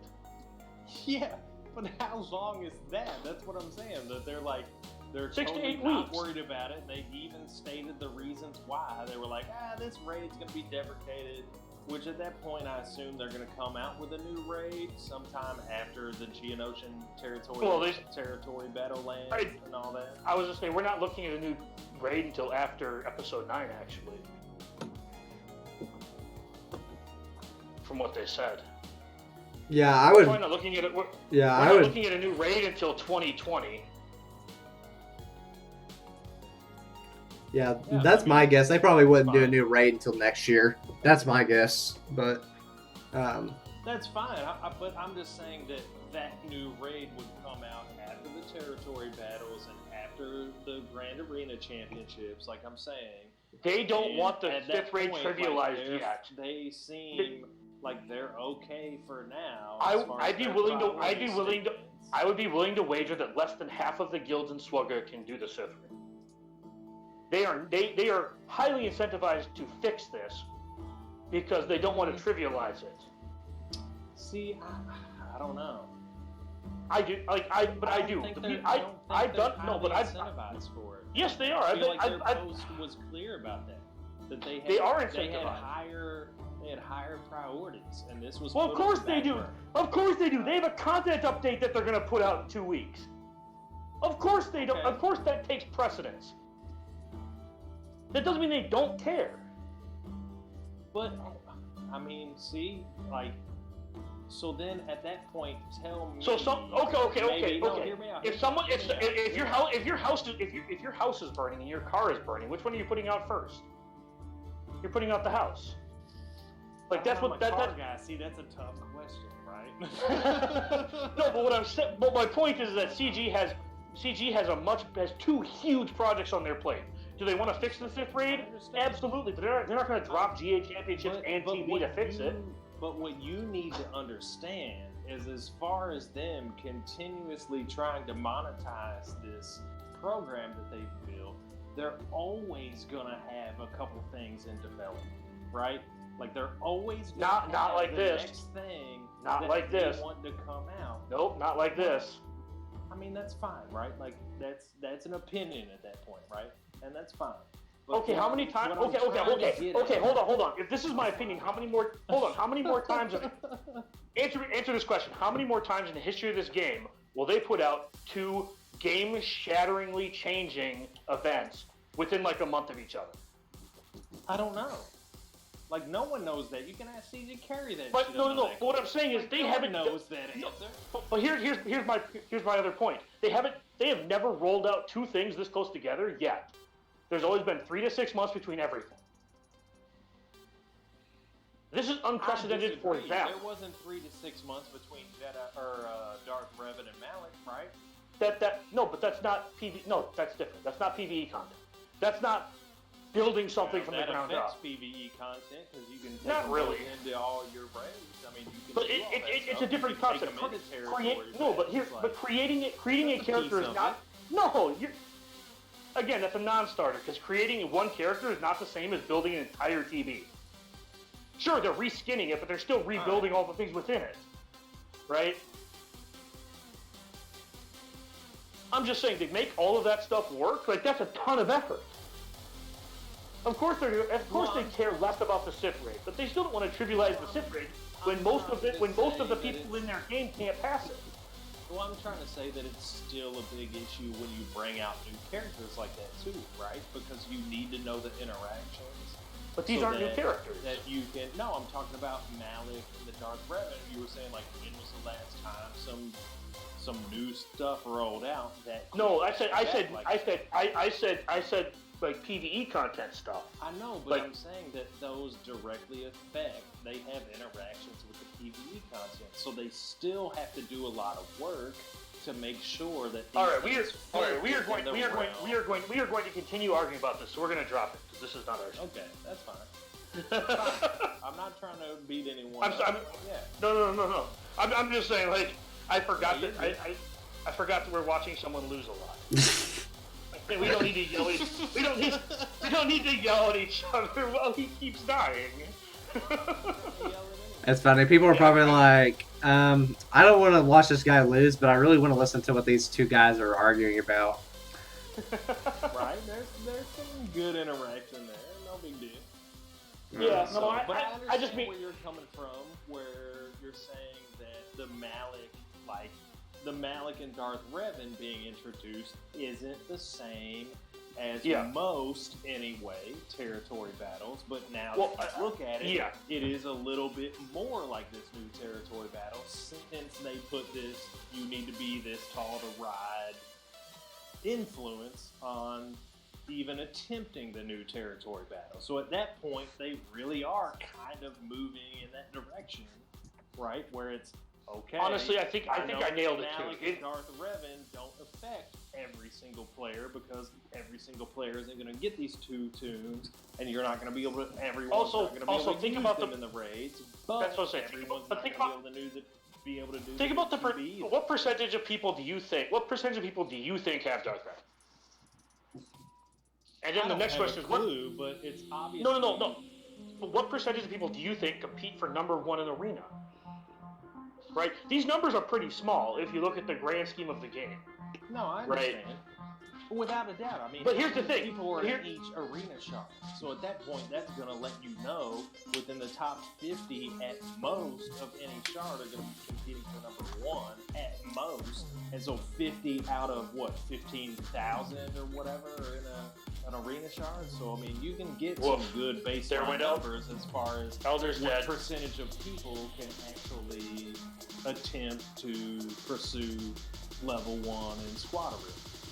Hang on. So hey, yeah, I just saw Ian's comment. I was about to say something. This is Ian says, Malik isn't good, discuss. I'm going to stop you right there. If there's one guy that can take out an entire team and be like the last guy alive, yeah. No, he's great. Malik is not good for the game. Oh, no, yeah. He isn't good for the game, but he's definitely good. Malik single-handedly killed 3v3, which is why we had 2 5v5s in a row. Yeah. Or 3 5v5s in a row or whatever. We had like a bunch of 3v3s in a row. Oh, Elder died. Yeah. and then it came down to literally who had Malik. And then and then we had a bunch of 5v5s in a row because CG was like, we're sorry. We done fucked up, guys. We sorry. Yeah, I saw whose stream was it? Urzatron did a stream where it was 3v3 and he was pissed because of what happened with a Revan and a Malik or something like that. I think he threw like... Wampa can also solo Shock T. That's awesome. At yeah, so like... I assume. No, the clone team. The clone team is still not good. It turns out when you take a bunch of shitty tunes and you give them a bunch of buffs, they're still just a bunch of shitty tunes with buffs. No, by all means, I'm aware of that. For sure. That's what I was saying earlier. The only reason you want to buy the Shock T marquee pack or whatever is if you already will be required for the clones already there and you're ready for it. Like, and she'll be required for no TV, right? there, as far as I'm concerned. Yeah. Yes, DSP. The worst part about the rework, and this is the part that pissed me off the most about the Malik rework, is that the event was over. It was over. Yeah. When they made him beat Palpatine, right? So there were some people who didn't shell out $300 because they could beat it with Palpatine. Yeah. Right? Like that was so fucked up. Yeah, I remember all that. It was a duct tape fix. It was a duct tape quick fix, without a doubt. There's no question Ian about just it. stirring the pot. Look at this guy. How about you hop into voice chat and stir the pot yourself? Ooh. Because shots fired. He doesn't want his parents to get mad. That's what it is. He's too busy trying to think how many wives he's going to have because he's Mormon and lives in Utah or whatever. I'm going to have 7 wives? No, 8. I'm going to have 8. And I'm going to name them. Wait, I don't get the name. Fuck, that's kids. Yeah. Right? So what DSP saying, Arena was awesome in that short window. Yeah, like I thought that was awesome that they could actually do that. And what somebody was telling me was like, well, you know, GA has, or not GA, GC, capital game, CG. Crap, can't talk. That CG has to like accommodate their whales, and I'm like, look, they put themselves in that spot. They can't blame anybody else but themselves. And so, like, it's not our fault that we figured out how to beat Malik when you guys use one computer and you guys seem to can't figure it the hell out what you're doing over there. So James, the answer to your question is they don't play their own game. Because if you read Malik's kit, he has to do with negating damage over time effects. Which means when CG developed Malik, they thought Darth Vader was the problem. Yeah, shows what. All I can say is... Well, just read his kit. He has anti-dot synergy, which is anti-Vader. They thought Vader was the problem. Well, they don't play their game. In my personal opinion, it would be different if it was Imagundi or someone like that, like someone completely out of left field that someone made that's completely unmeditated that beat Malik, and you had to have these obscure units geared and leveled and etc. But the fact that it was Palpatine lead that has been... Not just Palpatine lead, it was like the Nightmare 2.0 team. Like, it was like literal, like, last October meta. Yeah, right? Like, regardless, it was a very well-known squad, right? The fact that they didn't quite understand that this team did well against this new tune they were putting out is a blatant foresight issue, without a doubt. Yeah, Trey can also 3v5 can 3v5 Padme DSP. Padme is like a mediocre defensive team because she's missing her 5th tune. She's also like just better on offense because she kills so many more teams. But yeah, so like last November, I was climbing on people using EP Lead, Darkside Bastila, and the Triumvirate. That team just happened to beat Darth Revan and Malik. Yeah. Right? So the reason that they changed Malik was because they didn't want like a 6-month-old meta, or almost a 6-month-old meta just walking through Darth Malik. Right? Yeah, which I think is dumb, but I mean, I guess I get why they had to do it because, you know, we can't have anybody, you know, all those people that spent whatever bucks, you know, we can't have them being upset. Yep. Yeah, it totally makes sense why they did it. The fact that they had to do it the way they did it, that was the issue. That's what I'm saying. Like, the fact that it was a meta team that people knew about. Give us Jolie Fishdoe. Put her with Padme. Yeah. Well, you said the event mace would be good for a 5th. I'm like, well, how about the new Jolie Fishdoe? Just make 2 of the same characters. Like, yeah. I'm still salty that Jolie exists as a character in this game. Actually, don't get me wrong. I love Jolie from KOTOR. Jolie's he's one of my favorite characters in KOTOR. Just like his snarkiness. Yeah, no, I'm totally with you. That's why. Okay, so here's my whole thing with like the KOTOR characters. So Knights of the Old Republic is like by far my favorite. Like the Old Republic era is by far my favorite era of Star Wars. And so to see all these brutes from, you know, Jedi Knight Revan, Darth Revan, Malik, like to see them all come into this game and just like pulverize, like I love it. A part of me loves it, but a part of me hates it so much because it just destroyed the game. And so like, yeah, it's not like like a weird relationship with the KOTOR characters in this. So yeah, same. So like my favorite character in all of Star Wars is Kreia because KOTOR 2 is my favorite game. Yeah. KOTOR 1 was great, but like the plot twist at like the 3/4 mark is the reason why the game is great. I think graphically and story-wise, the KOTOR 2 is actually better. Oh no, I'm with you. I tell everybody more depth. Yeah, I tell everybody that KOTOR 2's I prefer it over 1. It's because 2 is a lot more like dark. Like dark, it's just a good story. There's a lot of depth. It's a lot of they're like the characters are really good. Traya is like an amazing character. I love her as like this agent of like because the whole game you're thinking like I don't really know what to think about her, but I like her. And then at the end, it's like, psych, she's a Sith Lord, and you're like, oh. Man, I need one of those blue wrenches so I can ban Ian from your chat. What is he saying? Oh my God, Jolie Ian. is the most balanced tune in the game. No, Ian, you shut your mouth. So, and I love Jolie. Don't get me wrong. Like, Jolie was probably my favorite character from KOTOR, the first KOTOR. Either him or like T3. Yeah. T3 is also sweet. I love Candace, so Candace is like, yeah. Yeah, Candace was cool too. Like, the worst part was that the most useful tunes outside of Jolie were really boring.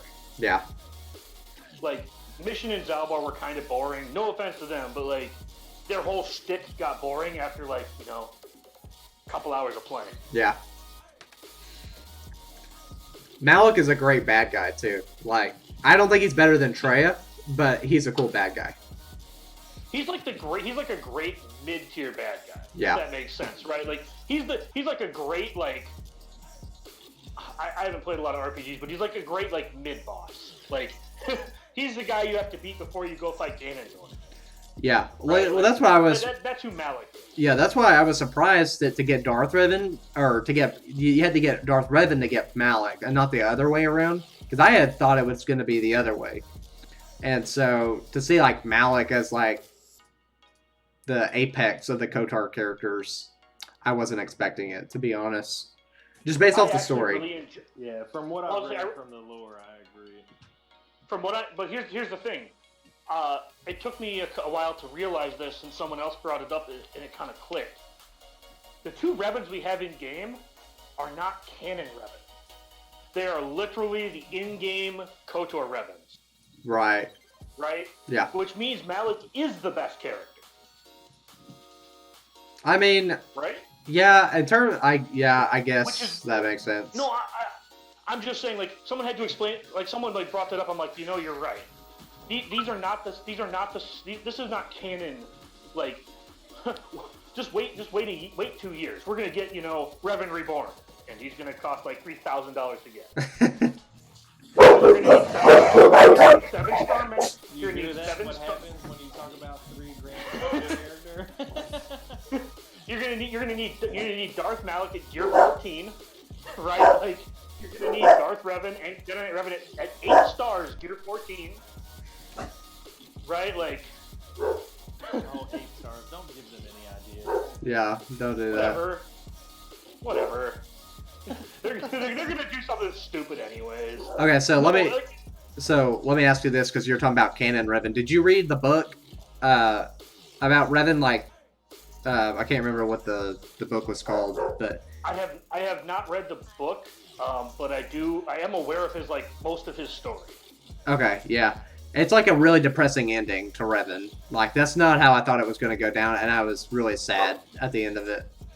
So, yeah. It's a real depressing ending. Actually, I was actually going to say most of Revan's story is pretty depressing, to be honest. Yeah, that's true. Like, from like, being the protagonist to being hoodwinked by Vitiate and, like, used as a slave, essentially.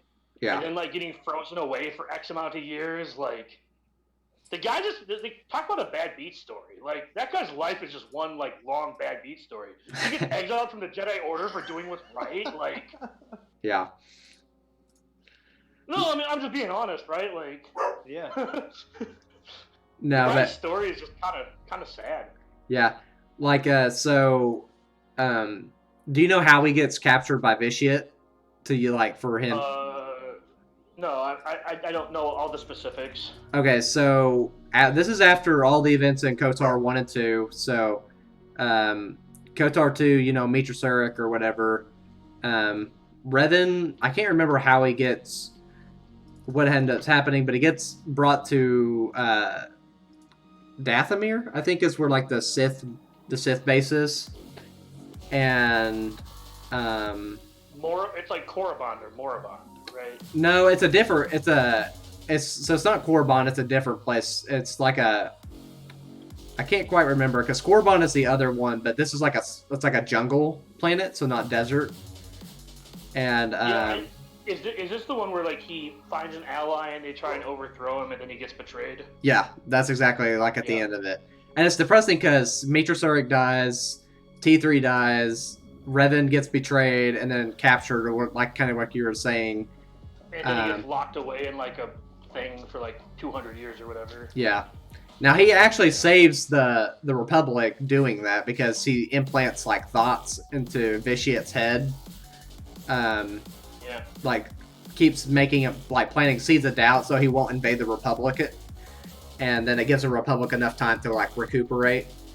But yeah, like the whole time in the book, you're like, oh yeah, they're gonna take him down, and then at the very end, you're like, wait, what? And doesn't his like great something granddaughter like eventually save him and then he dies in peace? I don't. Satele Shan. It's like the hero of Typhon or something like that. I think that's the name of the. So like SWOTOR, the SWOTOR campaign is like Darth Malgus and Satele Shan, who's like the ancestor of Bastila and Revan. Oh really? I didn't know that. Yeah. So, and then like one of her quests is at the end, like I guess she saves Revan and finds out who he is, and then he dies in peace or whatever. Huh? I didn't know that. That makes sense though. I mean, I don't know. I've spent a fair amount of time watching YouTube videos. They all kind of blur together, man. Yeah, they do. I don't know, like when you have kids and you get like a free like few hours, you just watch a YouTube video and it's like next video. Sure, we'll watch next video. And, yeah. Then your day's gone. Yeah. And then you get your 3 hours of sleep, and then right. And then no wonder all your memories are fucking completely melted in. Right. Pardon my French. I'm sorry. I don't think that was French. Gonna level with you, bro. I don't think that was. Might have been Austrian. Pardon my Austrian.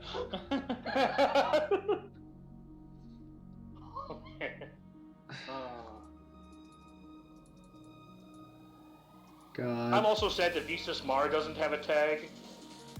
Oh, me too. He could technically be Sith Empire. Actually, that's the other thing that bothers me. At all? What's she like? That's the other thing that bothers me. Like, I understand what the Sith Empire thing is, but no, he's not. Like, right. So, like, yeah. The argument being that like the Triumvirate wasn't part of the Sith Empire. Well, you're right. They did their own thing. But like, I don't recall like I don't recall Malik being part of the Sith Empire, right? Like when you're going through the storyline. Well, he was kind of just doing his own. He was kind of doing his own big bad thing. No, I think Malik like basically gets the mantle of Sith like. Okay, because like Darth Revan.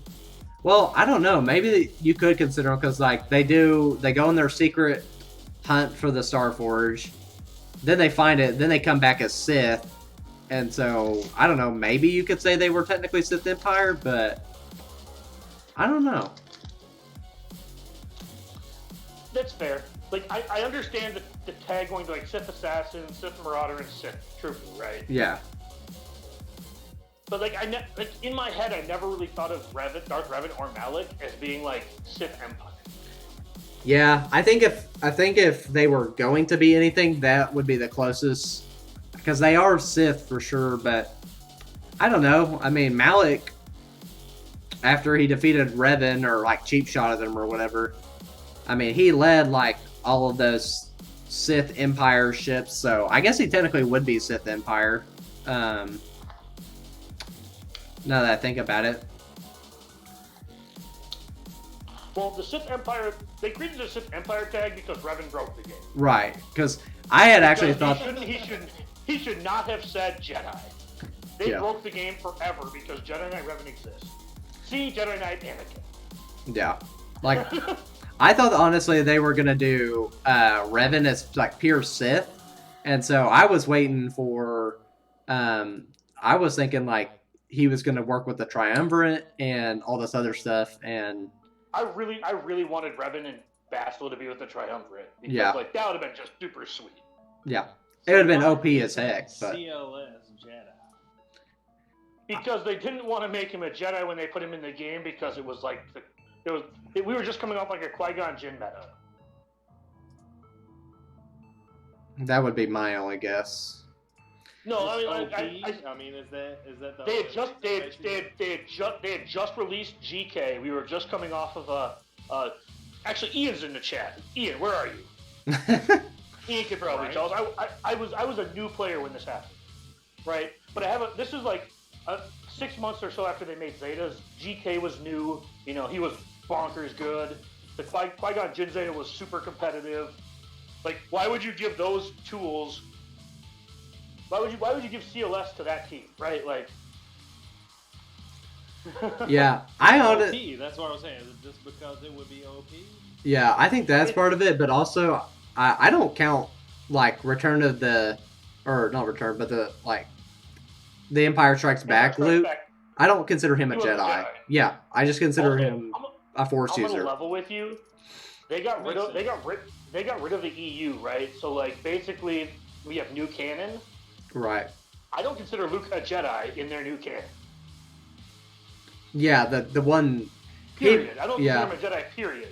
When we last saw him, he said like I'm a Jedi like my father before me or whatever, but like he never acted like a Jedi, right? Like he gave into his anger, blah blah blah. And then the very next time we see him, he cut himself off from the Force because fuck it, YOLO. Yeah, like you could have maybe if they had made a movie about him like being leading the academy and all that stuff, you could like he's maybe a Jedi then, but I would just consider him like some I don't know hermit. Force user, like some hermit Force user or something. Ian, the question was because I was a newer player when this happened. When CLS came out, he wasn't a Jedi. But I believe we were just coming off like Qui-Gon Jinn being semi-meta, and like I know that GK was still new. And yes, Qui-Gon Jinn is horrible. Yes, I know. I'm not saying he's good. I don't know. He put out that video with the Padme team, the Qui-Gon. Yeah, there's also a video of Clone Wars Chewbacca being good on the Padme team. You can. Okay, hold on. I saw it. No, I saw it. I saw it. No, Cup is Galactic Republic. Right? Put Cup on that team. I'll bet you he one-shot somebody. No, I remember. I saw the videos. Like he's good on the team. It just blows my mind that that's the case. I don't know. That's kind of what they're working towards, especially with like the Shakti as well. Like right, like so Shakti is somewhat viable, but she's not meta breaking. She's not going to be taken down. She's going to be a C. She's going to be a solid C plus B minus GATW team. Reworking all of the clone troopers at that point, right? Like, all right, you got a new leader. You can take Rex out of the team and use Rex with Wampa and Nest and what have you. And then now you have this other team to use your clone troopers for, and that's what it's going to be for. I don't see them reworking the clones. I just don't know why they don't. I really don't see why they don't. I'm just gonna be straight up honest. Don't rework Mace. Don't do it. No, they should. They should. No, make him suck. They will though. That's what I'm saying. Make him suck. Make that they will. Okay, so this is going to be a really crappy take, right? But like, you need bad tunes that are iconic characters for people to fall into traps for. Yeah. I know that's a really crappy reason, but like, they give you so many. Like, they now give you Clone Trooper, and they now give you Clone Sergeant, and they give you Snow Trooper. Those are both now end game tunes. Talia, Sith Raid, end game tune. Dooku got a rework, right? Like all the tunes they give you at the beginning have end game viability, pretty much, right?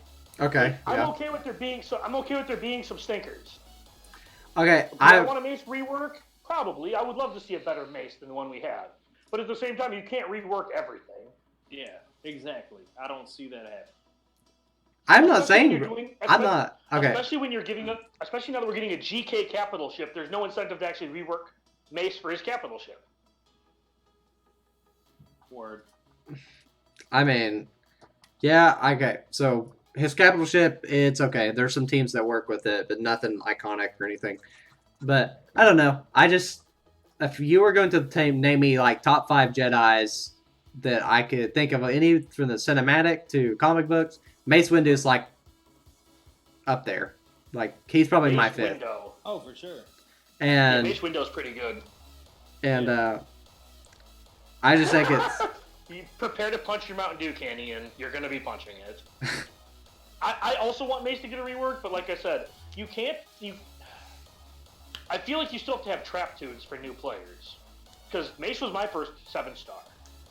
Plus, they give you what makes it 4-star, whatever, anyway, right? So, of course, they're not going to incentivize it heavily because they already Mace get cap you ship a was third of the way anyway. DSP in Mace's cap ship's defense. It was never good. Not once, not ever. It was a stall out team people left on defense. Yeah. But it was never good. Yeah. Yeah, I only upgraded Mace Windu ship so I could get his fleet stuff done, and that's I left it after that. It has like level 4 abilities. It is level 85 though. Yeah. But like it's like level 85, level 4 skills.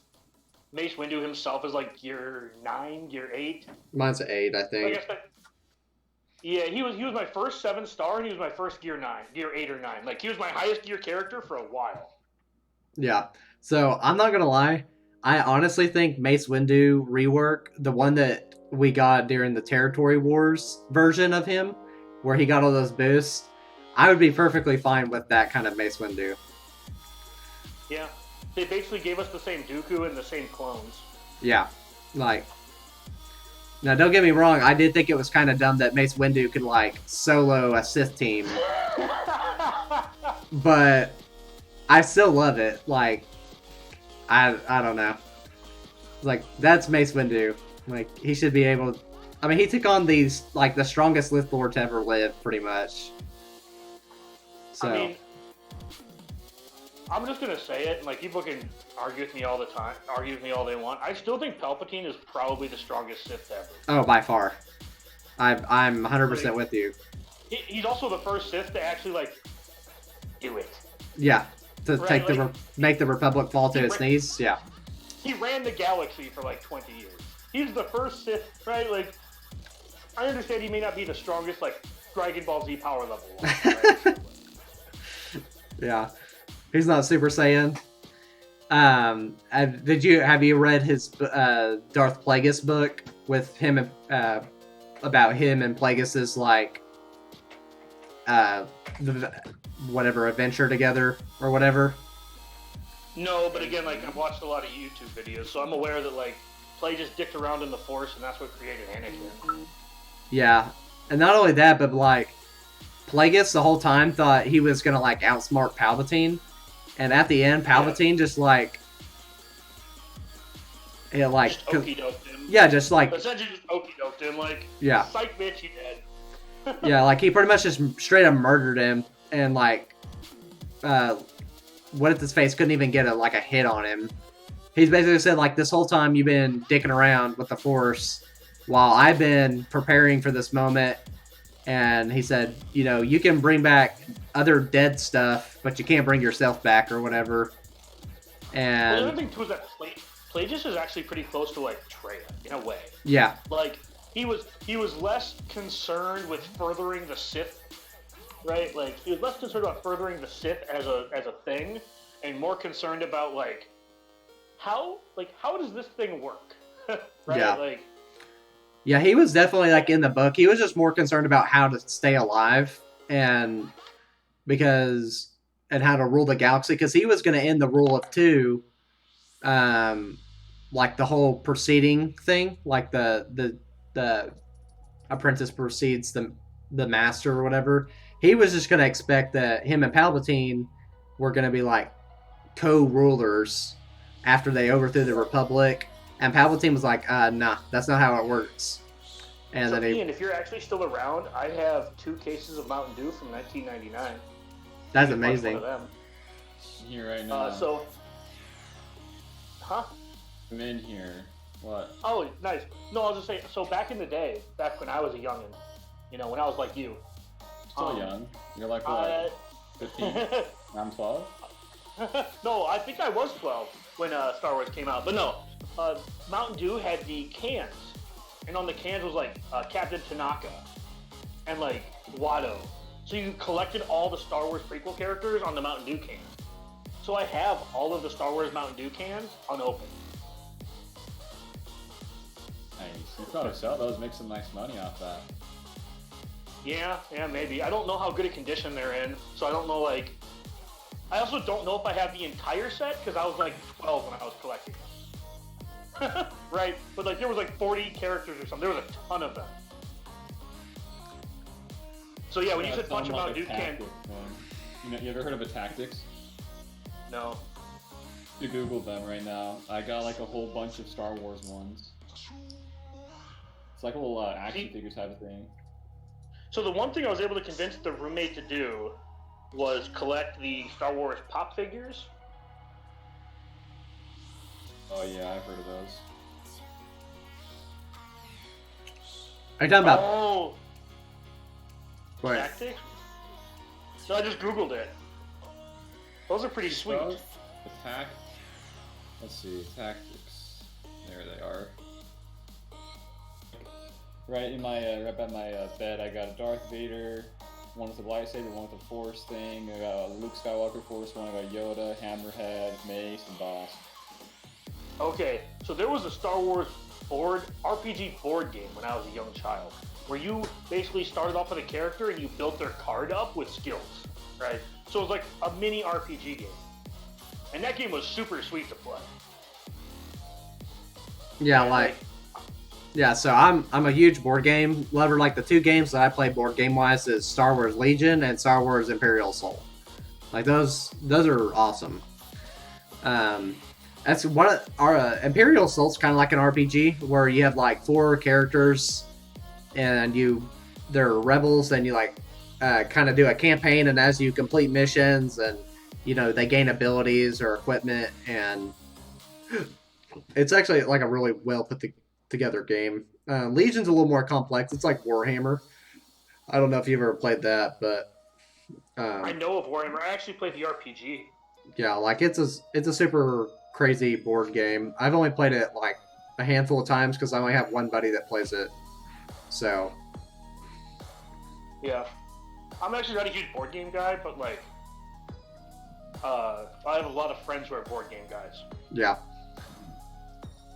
I love board games probably more than video games, just because I don't know. There's something about the physical playing with a board and stuff, and enjoying some time with friends and stuff. But wasn't Brainkill the one I was playing some D&D or something? Was that today or yesterday? So that was Deadpool Kyle. He was playing D&D in jail. Oh my god. I've got D&D tomorrow night. Yeah, that's Or horrible. tonight, rather. I have Star Wars D&D in like, that same time frame, like 6 p.m. Saturday. I have a buddy of mine that has the X-Wing. Like the Star Oh, Wars X-Wing is super tabletop sweet. game. Yeah. No, that's fun, for sure. I definitely have played X-Wing and some stuff like that. Like, I've played Star Wars Destiny was really sweet till the second set killed the game. But, like, Star Wars Destiny was pretty sweet. It was like a dice rolling CCG. It was like you collected the cards and the dice to go with them. It was pretty sweet. Except for all the good characters sucked, and a lot of the crappy characters were the best characters.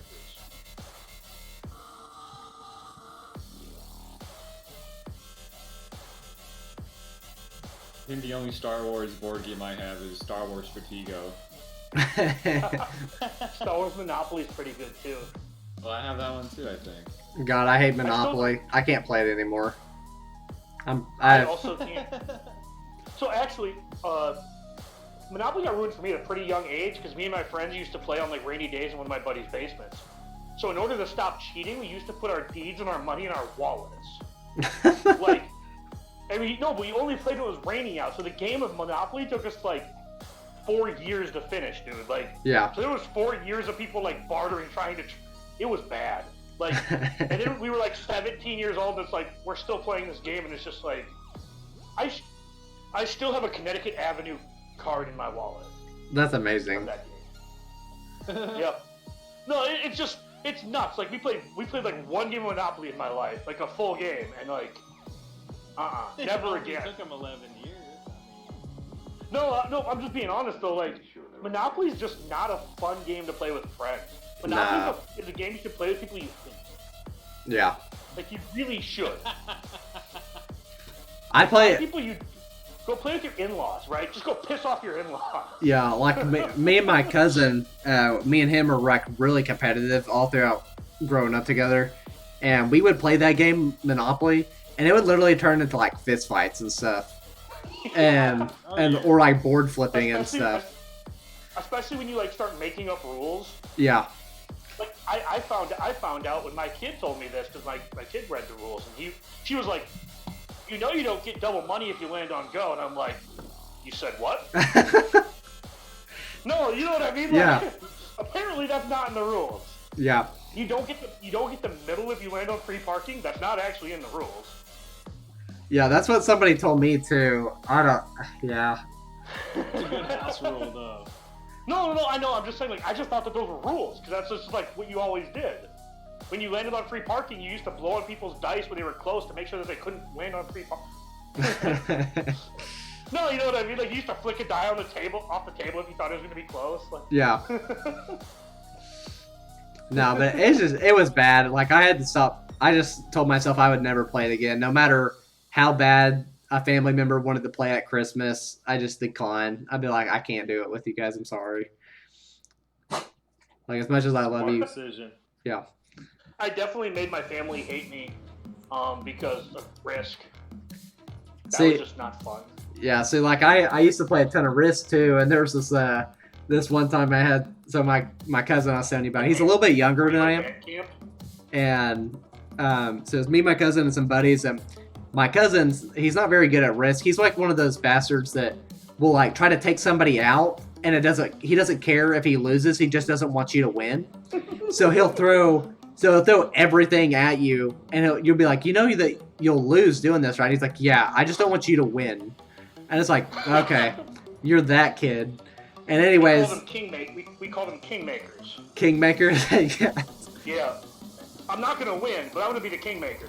Yeah, and anyways, we were playing one time, and I don't know if we just didn't care that night or he was actually like doing really good. And my buddies just like sent a text to each other saying, I'm gonna flip the board on him. And they were just like looking across from each other at the table, and I was just watching and flipped the whole thing over. And my cousin, he just like stood up and he just walked out of the room. And I think he left and went back to his house. He's like, no text or anything where he went. And I was like, oh my god. That's cute. You guys texted when you were kids? We were like 17, so I don't, like 5 years ago or whatever. No, I didn't get my first cell phone until like 03? I want to say 03 or 04? Yeah, I mean, I don't know how old I don't know. I don't know, 13, I think, when I got my first, like, smart actual phone that, like, did anything. Yeah, we actually played a ton. So, we used to actually play a ton of Madden, like, you know, video games. Like, yeah. Not like, so we were never, like, gamers per se, right? But, like, we played a lot of, like, NBA 2K6. Okay, yeah. Right? Played a lot of Madden 07. Right. Still know that soundtrack pretty much by heart. This Disaster by Newfound Glory is still one of my... Sorry. Obviously dating myself here, I get it, obviously. But, like, I don't know, man. Those were some of the better times, just playing video games when it's raining out. Yeah. The video games aren't like what they used to be. And, like, I don't mean that in terms of, like, obviously there's some, like... single player. They're all, like, single player or online MMOs and stuff like that. Like, they don't have, like, the old school, winner keeps the controller, right? Yeah. Like, they don't really have those kind of games anymore. Or Yeah. they're not popular, I should say. Yeah, or a lot of, like, the whole pay-to-play controversies that come out. Or, like, I remember me and my buddies in high school when we played Halo 3, like, you would grind out achievements and challenges in order to unlock, like, the better armors. But it's like now all you have to do is, like, pay for them, or, you know, like, there's no cool challenges. What's the Watto quote? How big your pocketbook is or whatever? Yeah. I can't remember. but it has something to do with that. But he said it depends on what, how big your pocketbook is. Yeah. That was like I think that's something Watto said. But anyways, like I miss the old. I shouldn't say old video games. I miss the video games where like you would just play with your friends in somebody's like garage or basement. Like these new games where you put on like the headphones or the headset and you just sit in front of your TV and you talk to like random people. Like, don't get me wrong, that's fun. We're doing it right now, right? Right. But like, to me at least, there used to be like that level of, I mean, how do you say this without sounding like super like pedophilic and cheesy, right? Like there was that level of intimacy with your friends when you're just like sitting there jamming away on games, right? Like you got close with your friends. Yeah. Like, I can't tell you when's the last time I played a split-screen game. Right. No, fucking screen peeker. Yeah. Oh, man. I remember using cardboard boxes and, like, taping them to the TV. Stop it. It's over here. Yeah. God. I wasn't too bad about it, but I had good peripheral, and so sometimes it just happened. GoldenEye, yeah. When you started playing, like, GoldenEye on the 64 and stuff, it's like, go get the box. We're keeping the box back on. Aaron keeps looking at my screen. Yeah, that's like old Call of Duty, Halo gameplay. It's like, yeah, screen peeking bullshit.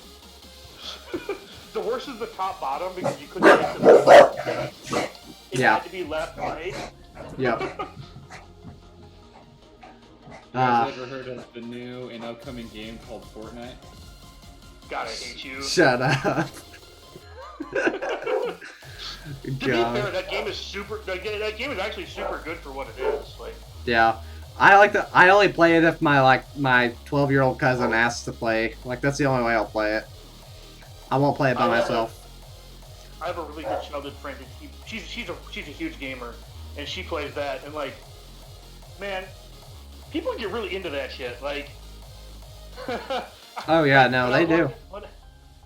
Like when I was watching Ian, he wasn't too bad about it, right? Like, but there are some people where they're just, if your teammate like does anything silly, you just like start cussing at them nonstop. I play with this. I think he's like 14 or 15 now, but I've been playing it for like around a year or so, and like I play Fortnite way more than I play this game, so. I have a lot of hours in Fortnite, and this little kid just screams his head off all the time, and I'm just like, relax, just like having a good time. I'm not bad at it at all. I'm just kind of like more chilled, you know, about stuff. I don't get things go to my head. I don't want to get pissed at the video game, you know. It just makes no sense to me. I've thrown my phone enough over Swugga. I can't imagine playing like a competitive like first-person shooter. Yeah. Actually, to be fair, like I played. Oh man, yeah, that's it too. Like I looked at my old PS2 and like I was gonna hook it up and like play some Grand Theft Auto San Andreas because you know that game is sweet, right? Yeah. But no, like and then I was looking at it and I had this it's the size of about 3 shoeboxes. That's how big the box is, and it's like crap. I gotta figure out which controller. Yeah. Right, because like over the years you break so many. And it's like I'm sifting through it. I'm like, well, these ones clearly don't fucking work. They're missing stuff. Like, this one's completely smashed. I don't know why I kept this one. I don't know what I was trying to salvage. Just going through them, and I never even got it set up because I got just pissed off trying to find out which controllers work. But yeah, every time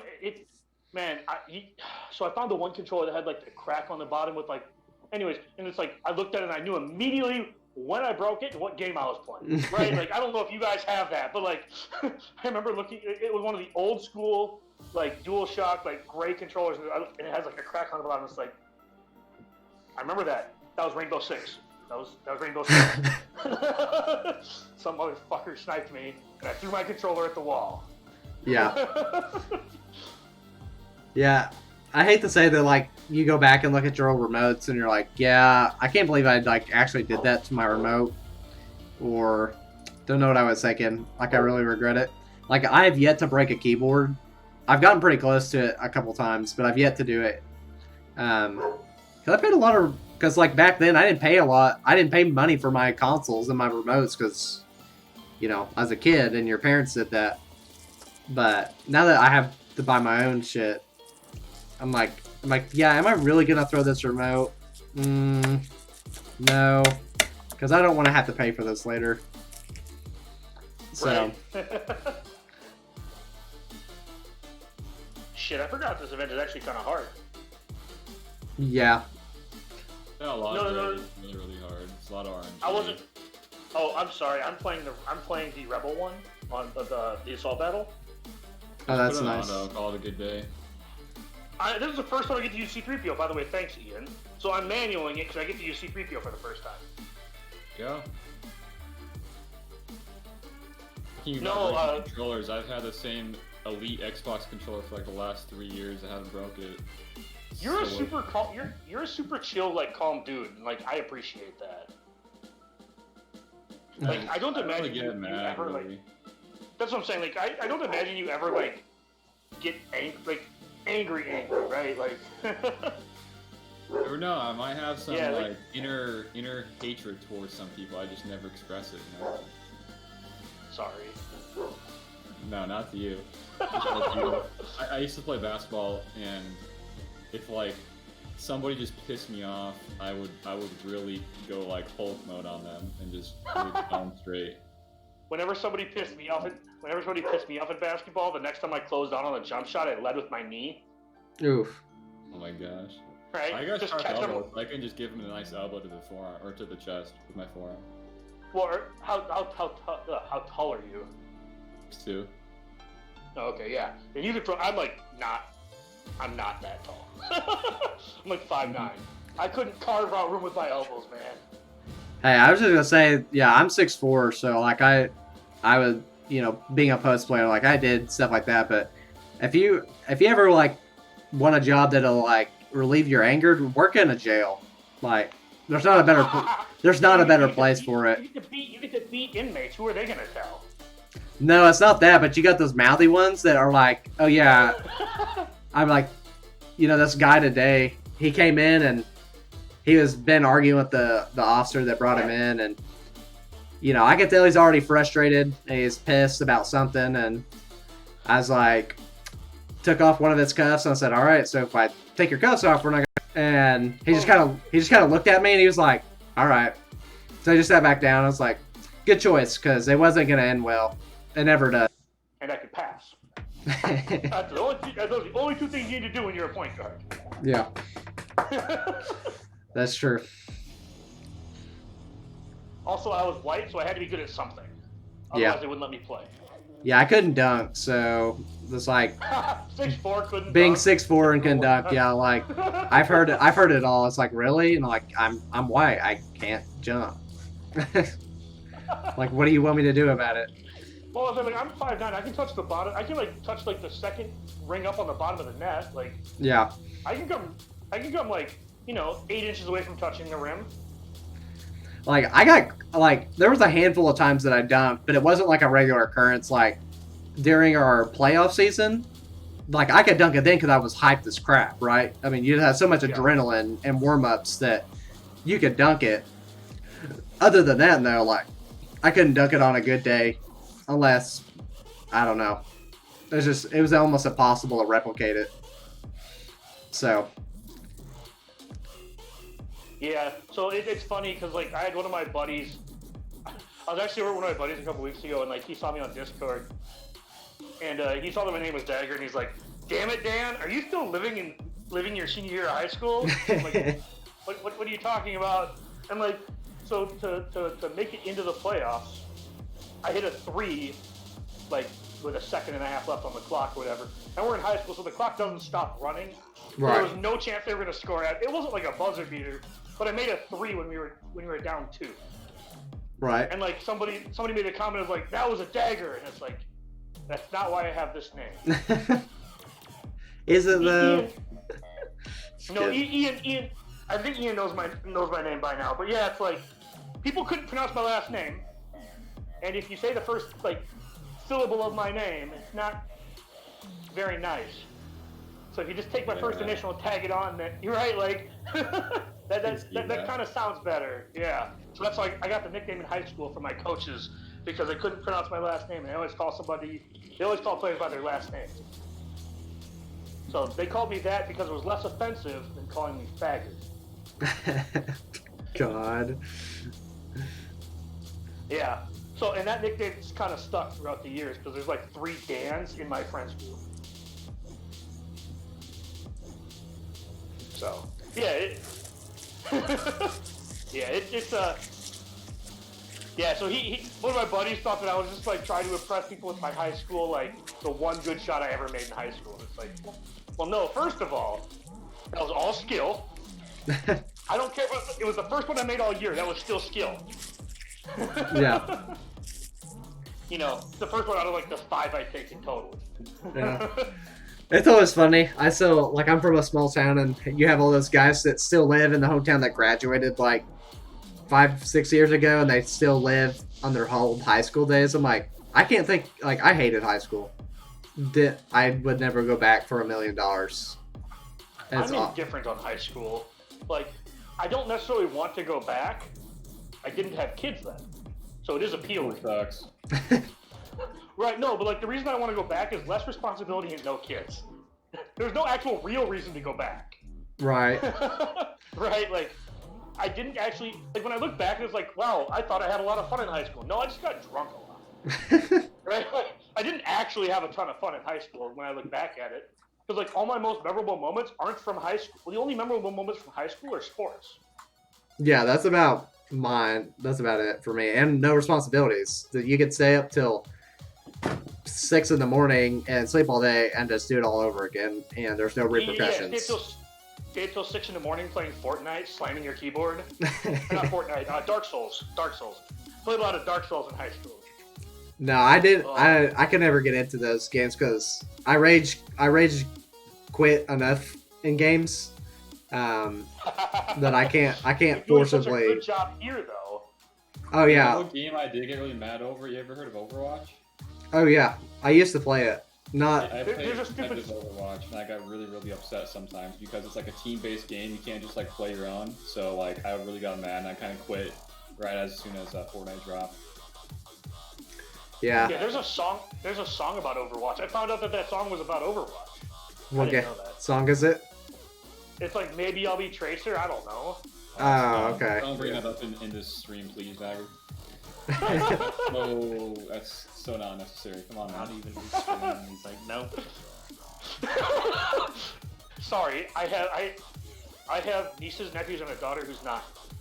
TikTok is a real thing in my. Not only was it like stupid when it came out, but it's been out and it's been a thing for like over like 2 months. So like I just think it's really stupid that people still know that. That's perfectly reasonable. I'm just saying, like I have to monitor people on TikTok. So. I don't even know why that's even a thing still. It's just so stupid. I don't know. I thought it was kind of fun. I thought it was kind of catchy, and then like I found out what it was. Like I don't play those video games, so I didn't know what it was about. But yeah, yeah. Ian's just like, this isn't even my stream, but you can just go fuck yourself. Although Ian wouldn't say things like that. Oh, wait, you have it like on demand? Yeah, I'm on YouTube. I'm trying to figure out some stuff for YouTube, and I got my YouTube pulled up. I can pull up right now. I'd rather not, but if you guys want. No, I didn't say to do it. There's a lot of weird stuff. There's a lot of weird stuff out there that people are just like. It's super like. What's the word for it? Not cliche. Everyone does it like all at once. It's super like clickbaity or whatever. Like something comes out and everybody. Huh? That's just how stuff is nowadays. YouTube, really any social media stuff, clickbait everywhere. See, this is why I sound like a grumpy old man. Because I don't know any of this crap. I think it's stupid. I don't like clickbait. That's why for these like news things for the Star Wars community, I really would rather not do news. But I mean, it is what it is, right? Like I said, I really like the idea of just being the onion. Being like, so in recent news, Anakin broke Deathstorm in the Sith raid, so in response, CG is going to nerf Newt Gunray for the 4th time. Right, like, I just love the idea of like satirical Swugga news. And like you don't even have to like keep it contained to Swugga. Just Yeah. like No, you're right. Like I think out of all my videos, I've done like one clickbait title, and then after that, I was like, no, that's just cheap. Let's just keep it real, or whatever. But I can't tell you how many times that I've seen Arnold or Cubs. Cubs is really bad about it too. Cubs has really bad clickbaity names. Yeah. At least Arnold has like clever ones. Yeah. You could be banned from GeoTV, right? Like wait, what?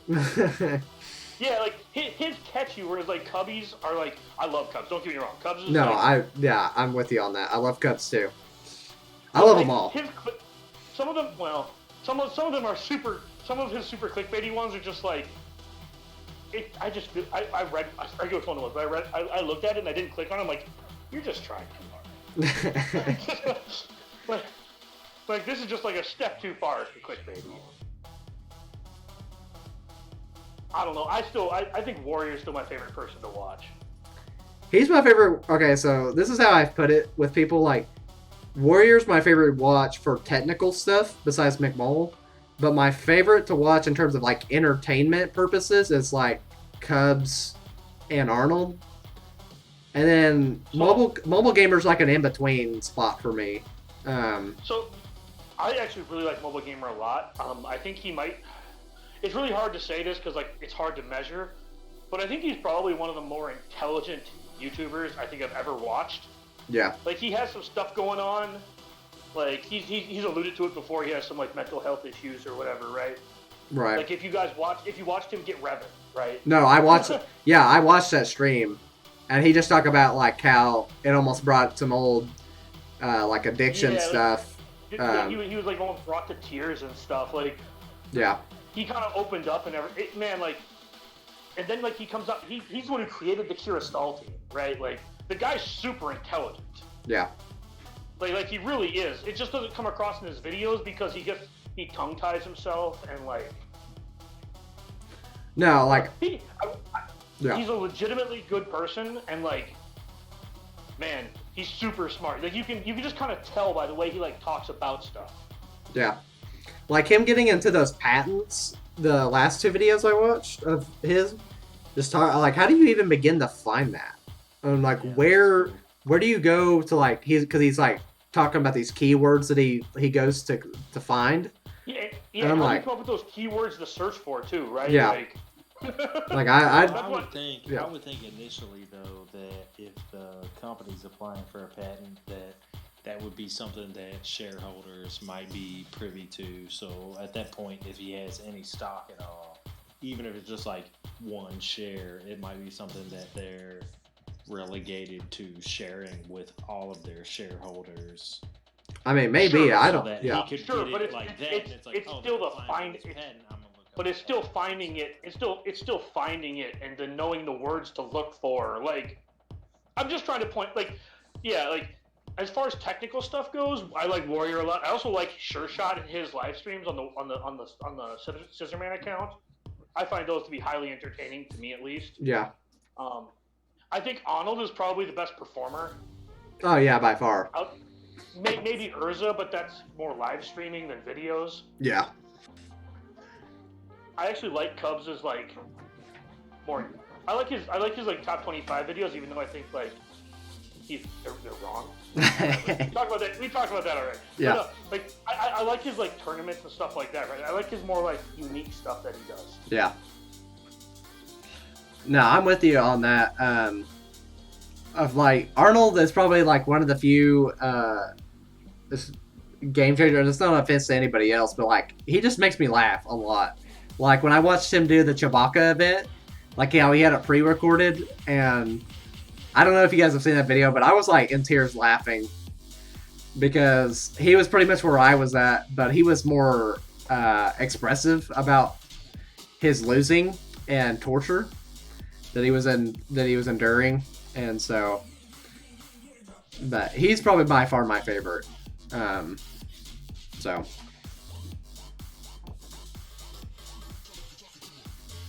Wait, what did you post in the thing here, Ian? The thing by Takara? Yeah, I just like that video he posted about characters and how Gear 13 will benefit them. Yeah. I mean, like, you have Grievous and, like, Jolie. And, like, I'm terrified of the day when Yoda isn't actually squishy. Yeah. I am too. Right? Like, the day Yoda isn't squishy is the... Yeah. So do you guys think with like Gear 13 coming that they'll extend the arena time at all? I was thinking about that the other day. Like we're already timing out at 5 minutes. No, they allowed us to. They allowed Jedi Knight Revan to come around a second time without doing that. I don't think they're going to extend it. Well, no, they won't. Huh? Again, I think they're trying to make people. I think they're trying to make people just get so angry at Squad Arena that they stop trying. Okay, I see what you mean. Yeah. I think that's their end game because like that's the only way to make people stop. Yeah. Is just have it be Revan versus Revan until Christmas. Because somebody asked me if there's gonna be a new meta team before Christmas, and I said, probably not. Yeah. Once the new Jedi Master, Jedi Knight Rey comes out, and whatever Finn comes after that, yeah. So. Am I the only one who wants like a Kylo Ren journey and like a Rey Legendary? Because everyone's like, I want another Rey journey, and I'm like, I want a Kylo journey. Yeah. I'm with you because I honestly think that... On a Qui-Gon Jinn journey. Yeah. Qui-Gon Jinn journey. I actually think Kylo Ren, and feel free to crucify me for this. I think Kylo Ren is a top 3 Star Wars villain. I'm with you. I have no problems with Kylo Ren. Okay, fine. Okay, antagonist. He's a top 3 antagonist, though, right? Yeah, he's easily. I also think Adam Driver is just bonkers good at acting. Yeah, I love Adam Driver. I feel like he is what like Anakin tried to be, if that makes sense. You know, like the whiny jackass. Yeah. Right? He's really good. Right? Like he makes me like regret Hayden Christensen more anymore. So I was telling somebody this that I think so, and tell me what you think. I think the Rise of Skywalker title is about him. I don't think it's about Rey. I don't think she's a Skywalker. I think the movie is going to be about Kylo. I think he's the Rise of Skywalker. I think Rey will be the main character, but I think Kylo will play an even bigger part in all of this. I think the Jedi and Sith are dead, and Skywalker is going to be the new title for Force users. That'd be so gay. That would, yeah. I'm not saying it's smart. I'm just saying, like, I have a feeling that that's kind of how they're setting it up. Right? Like, they're also setting it up for, like, a Kylo redemption story, which will be stupid. I don't want him to be redeemed. No, I don't want him to either. I want him to get fucking killed by Rey. Because I want Rey to just drive a lightsaber through his chest. Yeah, because I honestly think that the Skywalker lineage is, like, tainted, and it can't be allowed to exist. Or the galaxy will forever keep being put into turmoil. And so... Yeah. I want Episode 9 to end with the entire Skywalker legacy dead. Yeah, I'd be perfectly fine with that.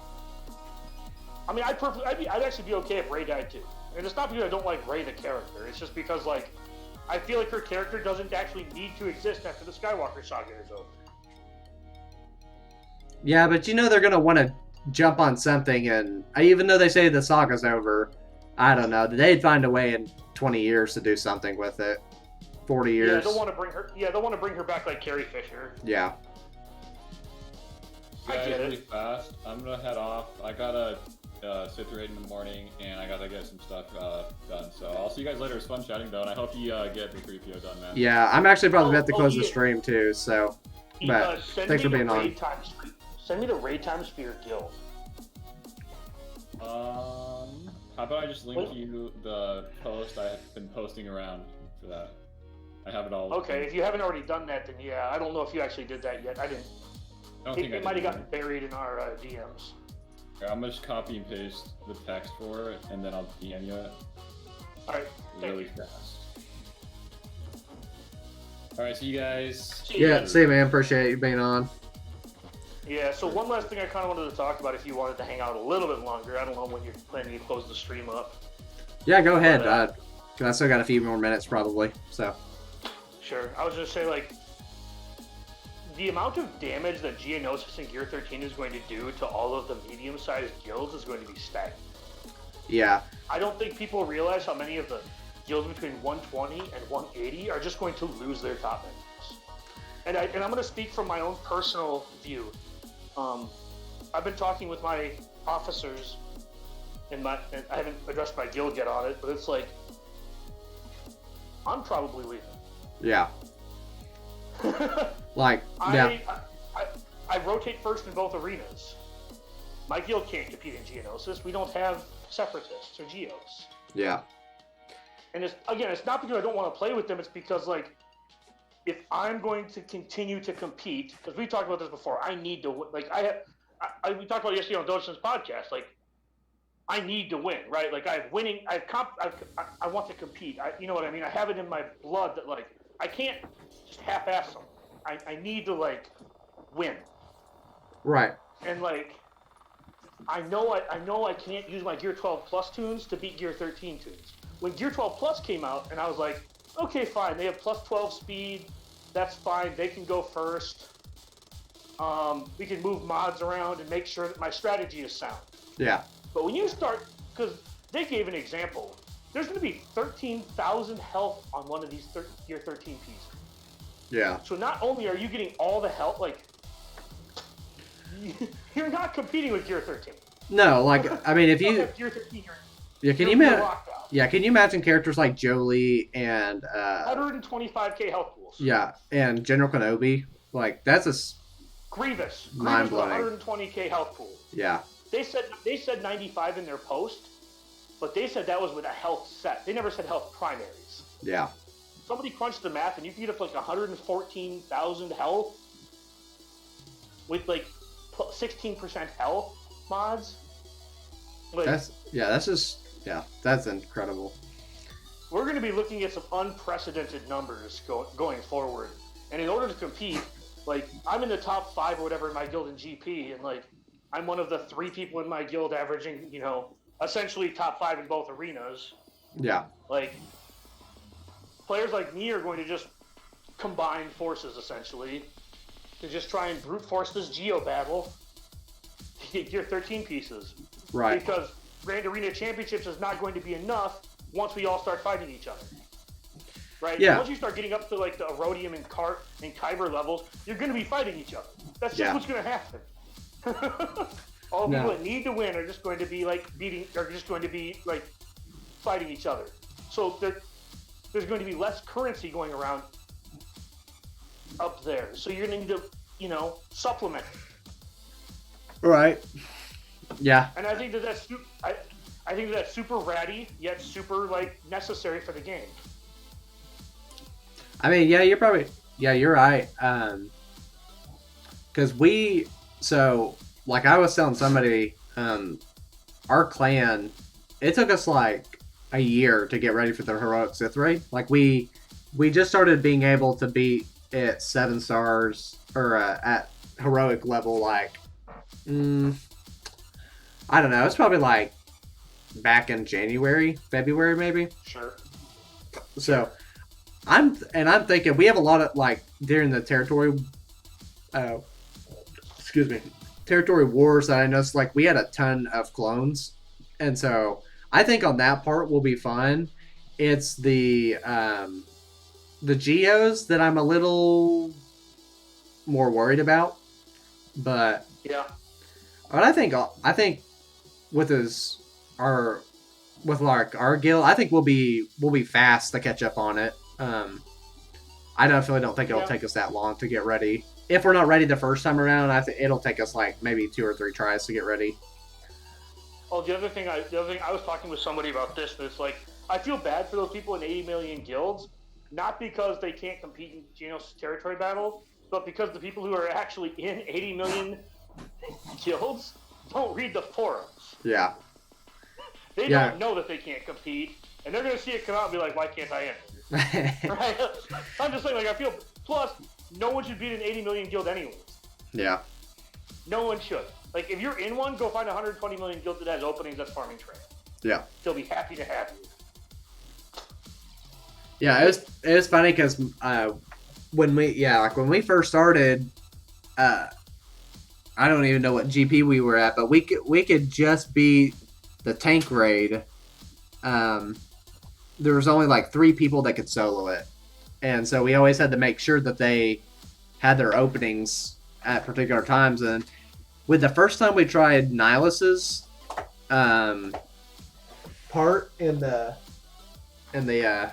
heroic Sith raid phase 1, I think we couldn't even get past his protection. Like, it was that bad. And so it took us an entire year to finally get ready. And now we can, it takes us like, maybe, it takes us throughout the day to beat it. But I think a lot of people don't have phase 1 stuff, but phase 2 goes by in like probably 10 minutes. And then it takes like three or four Jedi remnants to just clear it. Yeah. Super easy. Yeah, that's the thing too. Like, I'm not gonna lie to you, our guild could not complete heroic Sith, so thankfully we're in an alliance, and they sent two mercs down to just basically merc this raid for us for like 2 months while we built our teams. Right. And then they gradually eased off the gas and then left. Yeah. Yeah, I dream of a day where I can. I mean, I would never do that kind of stuff, but I dream of a day where I could have teams to do that because I'm still trying to work on, like, I'm still trying to get my checks mix ready. Like, I have all the pieces. I just kind of have to get them, like, leveled and geared where they need to be. And then. Hold on, do you have Night Sisters? Nope, that's like a fundamental team that I have never worked on.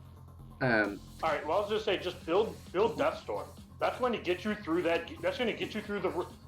If you have like 15 Night Sister teams, you can get through phases 3 and 4 very easily. Yeah.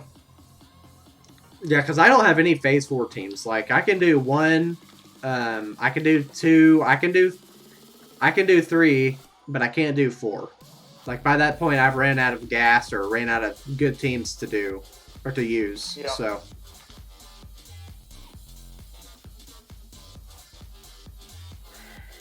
Yeah, I don't feel bad about them putting like a GP limit on TV though. I don't feel too bad about it. I just thought it would be like, why not just let them try and fail? If anything, I don't think it's too big of a deal, really, one way or the other.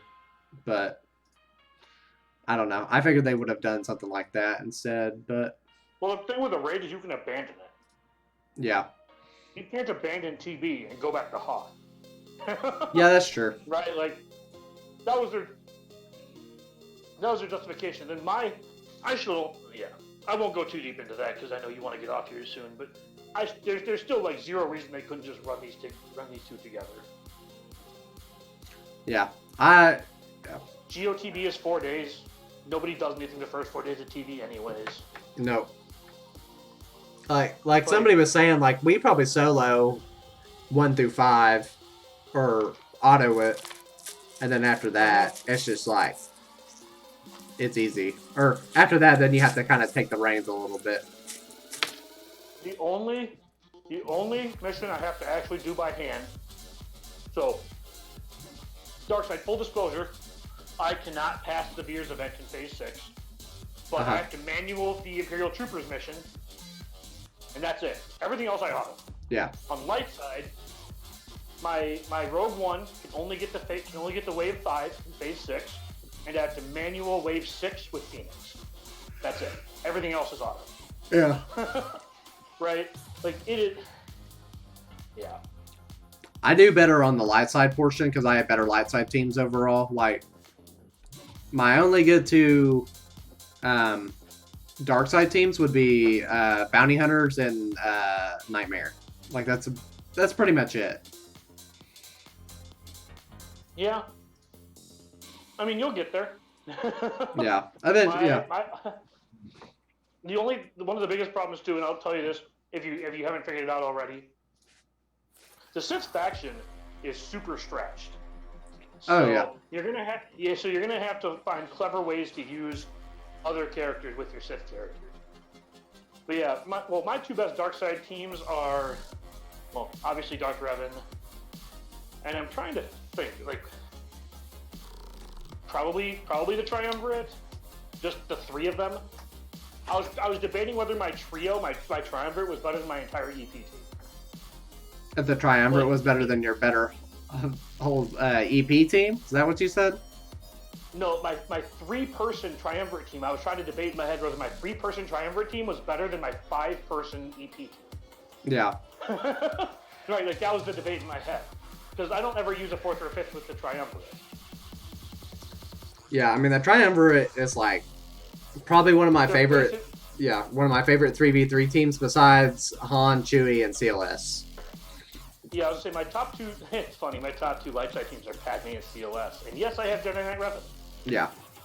And Jedi Knight Revan with Jolie and Yoda is a really good one to run too. Yeah, in 3v3. Yeah. Yeah, I mean, 3v3 is really easy because if you have Malik, you just win. And if you don't have Malik, you just keep your Trey and CLS for offense, and you just like clear them. Yeah. I really liked 3v3 for the first like 3 months. And then it got, so 3v3 got a little boring once everyone knew what the best teams were. Yeah. And then 3v3 just like died the moment they made Malik. No, I'm with you. I just remember watching Erdz's stream, like the first 3v3 after Malik came out and Darth Revan, and it was an awful experience for him. I've beaten 2 different Darth Maliks in 3v3, but let me tell you how that wasn't pretty. Yeah. Like, I had to take CLS in to take out Darkside Bastila, like the trio. And then I had to take in, like... Oh, no, I actually killed Darth Revan, too.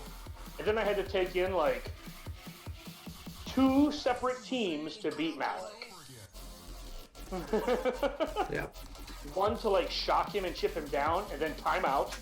I put him into the red and timed out. That's amazing. And then I killed him. Yeah. No, I purposely timed out. I just sat there for 4.5 minutes and purposely timed out. All right. It was bad, man. Yeah. I'm probably gonna cut the stream after this one. I just can't get a good run to go, and so I'm exhausted. So, well, thanks for being on, man. I appreciate it. It's always fun to have you on and talk. Thanks to everybody that's still watching. I'm surprised I still have 5 people on. I don't even know how they're still watching They it. fell asleep in front of their computer. That's probably exactly what happened. But, well, I appreciate you guys being on and hanging out. So I might try tomorrow. So we'll see. Not a problem, buddy. I mean, I may pay other people to unlock my events, but that doesn't unlock my character or the 7-star my characters. But that doesn't mean that I don't like enjoy these streams. Yeah. I mean, like watching you fail is not the easiest thing to watch, and I'm not kidding. Like I like you. It's tough to watch. Yeah. I appreciate that. But like I do enjoy talking to you, and I enjoy just kind of BSing about the game and Star Wars in general, because like that's why we play anyway. These streams, even though you're miserable, are like outline the reasons why we play the game. Oh yeah, no, for sure. Like even though I still have not beaten it, like I'm having fun. Even though it's like I've gone for the last 2.5 hours, just dying over and over. But it's been fun and all that. And like you said, that's why we do it, because we love the game and I hope to see it have a long life. And so yeah. But all right, man. Well, I'll see you around. Appreciate you being on and all that good stuff. So. And I'll let you know if I get on tomorrow.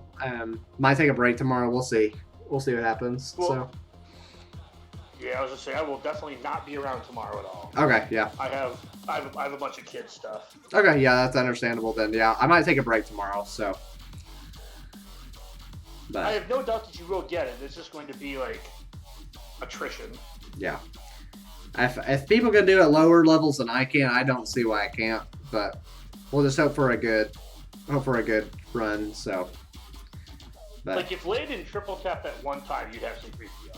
Yeah, no, if Leia definitely didn't triple tap and kill 5 other people after that, it would have been fine. So, all right, man. Well, I'll catch you around, and thanks to all my viewers. Appreciate you guys being on tonight. So, until next time. Yeah, it's not a problem. I mean, like, I wasn't really falling asleep tonight anyways. I have really bad sleep apnea. Yeah. Yeah. Sleep apnea, insomnia. That's the one. Insomnia. Yeah, I think I do have apnea though, because I can sleep for like 10 hours and then not feel any different when I wake up. So. Yeah. But all right, man. All right, buddy. I'll let you get to sleep. Hopefully, we can do this like Sunday or Monday.